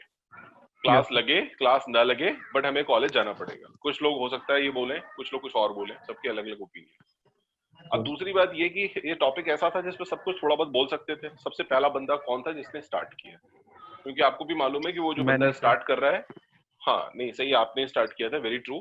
तो उसमें थोड़ा करेज ज्यादा जरूरत होती है क्योंकि उसको मालूम होता है कि मैंने इसको शुरू कर दिया है, हेड स्टार्ट दे दिया है, जिसको बोलते हैं किक स्टार्ट कर दिया है। और जो हमने स्टार्ट किया है तो वैसे ही फिर चीजें आगे फिर लोग उसको बढ़ाते जाते हैं, क्योंकि सबके पास नया नया वर्ड बोलने के लिए है, लेकिन जो आपने कहा है उसी में से कोई एक नई चीज खोज के हम पकड़ करके फिर एक नई बात बोलना स्टार्ट कर देंगे, जिससे हमारा भी पार्टिसिपेशन, जिसको बोलते हैं हमारा भी प्रेजेंस हमारा नोटिस हो जाए। आपने देखा होगा कि काफी बाद में मुझे ये बोलना पड़ा कि स्टॉप और फिर मेरे को 2-3 बच्चों के नाम लेने पड़े कि भाई आप बोलो आप बोलो आप बोलो। तो ये जो चांस मैं क्रिएट कर रहा था, ये चांस आपको खुद से ही क्रिएट कराना पड़ेगा अपने लिए, क्योंकि कोई दूसरा आदमी यदि आपके लिए चांस क्रिएट करा रहा है इसका मतलब कि कहीं ना कहीं मेरे अंदर कुछ इनिशिएटिव में प्रॉब्लम आ रही है। हो सकता है मेरे को पता है, जबकि आप लोगों ने बहुत अच्छा बोला, जब आपको चांस दिया गया बोलने के लिए तो आपके मन में जो भी था वो आपने अपनी बात रखी, लेकिन तब जबकि मैंने आपको चांस दिया तो वो चांस आपको खुद से क्रिएट करना है। आखिर में आपने नोटिस किया कि कंक्लूड करते समय क्या हुआ कि एक बंदे ने कंक्लूड कर दिया। जब उस बंदे ने कंक्लूड कर दिया तो दूसरे डर रहे थे कि फिर सर एक आदमी ने कंक्लूड कर दिया तो फिर आप इसके बाद भी कंक्लूड कर सकते हैं क्या? आंसर इज अ बिग से अजिक्सा नो। कर सकते हैं क्या? आंसर इज यस, 100% कर सकते हैं। इसलिए कर सकते हैं क्योंकि आपने जो कंक्लूड किया है, जैसे आपको एक एसे दे दिया जाए, ऐसे में आपने लिखा फाइनल में लास्ट में कंक्लूजन डालते हैं ना हम लोग, कंक्लूजन ऐसे राइटिंग करते समय, तो कोई जरूरी नहीं कि तुम्हारा वाला कंक्लूजन मेरे वाले कंक्लूजन से कॉमन हो या दोनों एक जैसा हो। भाई आप अलग तरीके से कंक्लूड करोगे, हम अलग तरीके से कंक्लूड करेंगे, तीसरा बच्चा उसको अलग तरीके से कंक्लूड करेगा, और हमें तो सबके ही बारे में जानना है कि कौन किसको कैसे कंक्लूड करता है। ये पॉसिबल नहीं हो सकता कि एक ही लड़का सभी लोगों के बारे में जितना भी सभी लोगों ने जितना भी बोला है उन सभी को बातों को उसने एक ऑल टुगेदर मिक्सअप करके उसका फाइनल कंक्लूजन हमें ड्राफ्ट बना के दे दिया। ऐसा पॉसिबल नहीं हो सकता है, कुछ चीजें छूट गई हो, तो वो कोई दूसरा लड़का भी बोलना चाहे तो उसमें कोई गुरेज नहीं होना चाहिए। कई बार कुछ ऐसे लोग होते हैं जो बच्चों को सिखा देते हैं कि at the time of conclusion anyone should take part and one will only conclude, not more than one। कोई एक के बाद दूसरा कंक्लूड नहीं करेगा। It is absolutely wrong. ऐसे किसी बात जब कोई आपको बताया या सिखाए, कोई भी सिखाए, समझ रहे हैं, तो अपना भी दिमाग चलाया करो। ऐसा क्यों? जब उस क्यों का उत्तर ना मिले तो मान लिया करो कि जो बोला जा रहा है वो सही नहीं है। ठीक है, जहां पे तुम्हें क्यों का उत्तर ना मिले तो मान लिया करो कि वो बात जो बोली जा रही है वो 100% सही नहीं है। ठीक, तो कंक्लूड एक से ज्यादा लोग कर सकते हैं। तीसरी चीज, सॉरी चौथी चीज और आखिरी चीज, अभी तक मैंने आप में से किसी के बारे में कुछ भी इंडिविजुअल नहीं बोला है। मैंने जो बोल रहा हूँ पूरे ग्रुप के बारे में मैं बोल रहा हूँ। एक चौथी चीज जो मैं पूरे ग्रुप के बारे में ये बोल रहा हूँ कि कुल मिलाकर के आप अपने आप से एक प्रश्न पूछो, अपने आप से, आपको आपका फीडबैक मिल जाएगा। अपने आप से ये पूछो कि क्वेश्चन ये पूछो कि what is your worth to sit in this GD. इस जीडी में यदि आपने पार्टिसिपेट किया तो आपके बैठने से जीडी को क्या फायदा हुआ, ग्रुप डिस्कशन में क्या फायदा हुआ। तो आपका जवाब पता है क्या होना चाहिए? आपका जवाब होना चाहिए सर मैंने 3 बार पार्टिसिपेट किया और तीनों बार में मैंने ये बातें ऐसी बोली जो किसी ने नहीं बोली। मैंने इन चीजों को टच किया, I touched upon this point, I highlighted about this subject topic. तो I was integral, I was the important part and really मतलब really took our GD at next level. मैंने अपनी जीडी को एक नए मतलब ऊंचाइयां दी। मैंने अपनी जीडी को मतलब ये बातें करी जो किसी ने नहीं बोला था। तो आपको यदि बैठने का फायदा मिल रहा है जीडी को, इसका मतलब आप हमारे लिए इंपॉर्टेंट थे। यदि आपके होने से और आपके ना होने से यदि कोई फायदा नहीं मिल रहा है, इसका मतलब कहीं ना कहीं आपको आपका फीडबैक समझ में आ चुका होगा कि हमारी इफेक्टिविटी किस लेवल की है और हमें क्या क्या परिवर्तन खुद में करना है। ये क्लियर हो गया? Yes sir. हाँ, तो अपना वर्थ पूछो, what is a worth to sit in this group discussion. इसके बाद एक लास्ट चीज और, ये जरूरी नहीं कि कौन क्या बोल रहा था, कितना बोल रहा था, जरूरी ये है कि कौन कैसे बोल रहा था और क्या क्या बोल रहा था। ठीक, कितना बोल रहा था ये इंपॉर्टेंट नहीं है, क्या बोल रहा था और कैसे बोल रहा था ये ज्यादा इंपॉर्टेंट है। आपको याद होगा मैंने व्हाट और हाउ में आपको बताया था कि ये पूरा टेस्ट जो है वो हाउ का है, व्हाट का टेस्ट नहीं है, ठीक है, हाउ का टेस्ट है कि आप कितने हम्बल थे, कितने जेनरस थे, आप फाइट कर रहे थे, आप मूड बना के बैठे थे कि मेरे को कॉन्ट्रडिक्टरी बोलना है, जैसे कोई बोलेगा मैं उसके साथ पंगा करूंगा, मैं उसके साथ इब्बट करूंगा, मैं उसके साथ क्वेश्चन करूंगा, मैं उसके साथ आर्गुमेंट करूंगा, राइट। ये हम सोच के बैठे थे ताकि हम दिखे लोगों को, नोटिस में आए। आपने देखा है ना आजकल एक नया एक मार्केटिंग स्टंट चला है, किसी से झगड़ा कर लो, अब मान लो आपने किसी बड़े आदमी को गाली दे दी, किसी बड़े आदमी को आपने कुछ अब्यूज कर दिया, रॉन्ग वर्ड्स बोल दिए, तो क्या होगा उसका, बताइए क्या होगा, वो आदमी ऑटोमेटिक हाईलाइट हो जाएगा। अभी देखा ना आपको 2-3 दिन पहले किसी आदमी ने, किसी डॉक्टर ने शिवराज जी के ऊपर कुछ बोला, उसको अरेस्ट कर लिया गया, देखा ना आपने। तो किसी भी बड़े आदमी के बारे में यदि आपने कुछ भी बोला या कुछ भी किया तो आप ऑटोमेटिक हाईलाइट हो जाएंगे, क्योंकि आप पता है आप किसके बारे में बात कर रहे हैं, एक बड़े आदमी के बारे में बात कर रहे हैं। जैसे मैं आपको एक छोटा सा एग्जांपल याद आ रहा है मुझे, विलियम शेक्सपियर नाम सुना आप लोगों ने? यस सर, सुना है। विलियम शेक्सपियर के ऊपर 1817 में एक सर थे, उनका नाम था डॉक्टर जॉनसन। डॉक्टर जॉनसन ने किताब लिखी, उसका नाम था to the preface of the Shakespeare. दुनिया जानती है कि डॉक्टर शेक्सपियर कौन थे। शेक्सपियर साहब खुद कभी उन्होंने 10+2 पास नहीं किया था खुद, और उनकी कोई किताब यदि ना पढ़े तो उसको पोस्ट ग्रेजुएशन की डिग्री नहीं मिलती। कितना बड़ा मिथ है ये, अपने आप में कितना बड़ा ये कॉन्ट्रडिक्टरी जस्टापोज्ड स्टेटमेंट है, नहीं कि उन्होंने खुद कभी नहीं पढ़ाई करी उस लेवल की, लेकिन उनकी आपने पढ़ाई यदि आपने उनकी किताबें नहीं पढ़ी जो उन्होंने लिखी हैं तो आपको डिग्री नहीं मिलेगी। और जितने भी रूल्स लिखे हुए किताबों में कि आपको किताब ऐसी लिखनी चाहिए, किताब ऐसी लिखनी चाहिए, उसमें से कोई भी वो रूल फॉलो नहीं करते थे, फिर भी उनकी किताब अनडिस्प्यूटेडली, अनपैरेलल्ड, ठीक है, अनमैच्ड होती थी। तो डॉक्टर जॉनसन साहब ने उनके ऊपर किताब लिखी to the preface of the Shakespeare, और उनको क्रिटिसाइज किया कि ये ऐसा लिखते हैं, वो वैसा लिखते हैं, ये रूल्स को फॉलो नहीं करते हैं। लेकिन उसके पहले पता है कवर पेज पे क्या लिखा, he is such a golden writer कि whatever he is wrote, whatever is wrote in his play, acts, है ना, theatres, this thing will be works for the next 1000 years again. मतलब जो उन्होंने लिख दिया वो अगले 1000 सालों तक उसको पूजा जाएगा। मतलब एक आदमी किसी को गंदा बोलने से पहले उसके बारे में उसकी पूजा कर रहा है, समझ गए आप मेरी बात? तो वो रातों रात वो किताबें मिलियंस की कॉपी में बिक गई और डॉक्टर जॉनसन साहब फेमस हो गए। किसकी वजह से? विलियम शेक्सपियर के ऊपर किताब लिखने की वजह से। तो कभी कभी कंट्रोवर्सी ऐसी हो जाती है, तो ये चक्कर, ये शॉर्टकट अप्लाई नहीं करना चाहिए, क्योंकि बोलने के लिए फिर आपके पास कुछ सब्सटेंशियल, कुछ मैटेरियलिस्टिक, कुछ इंपॉर्टेंट कुछ इनपुट्स होने चाहिए।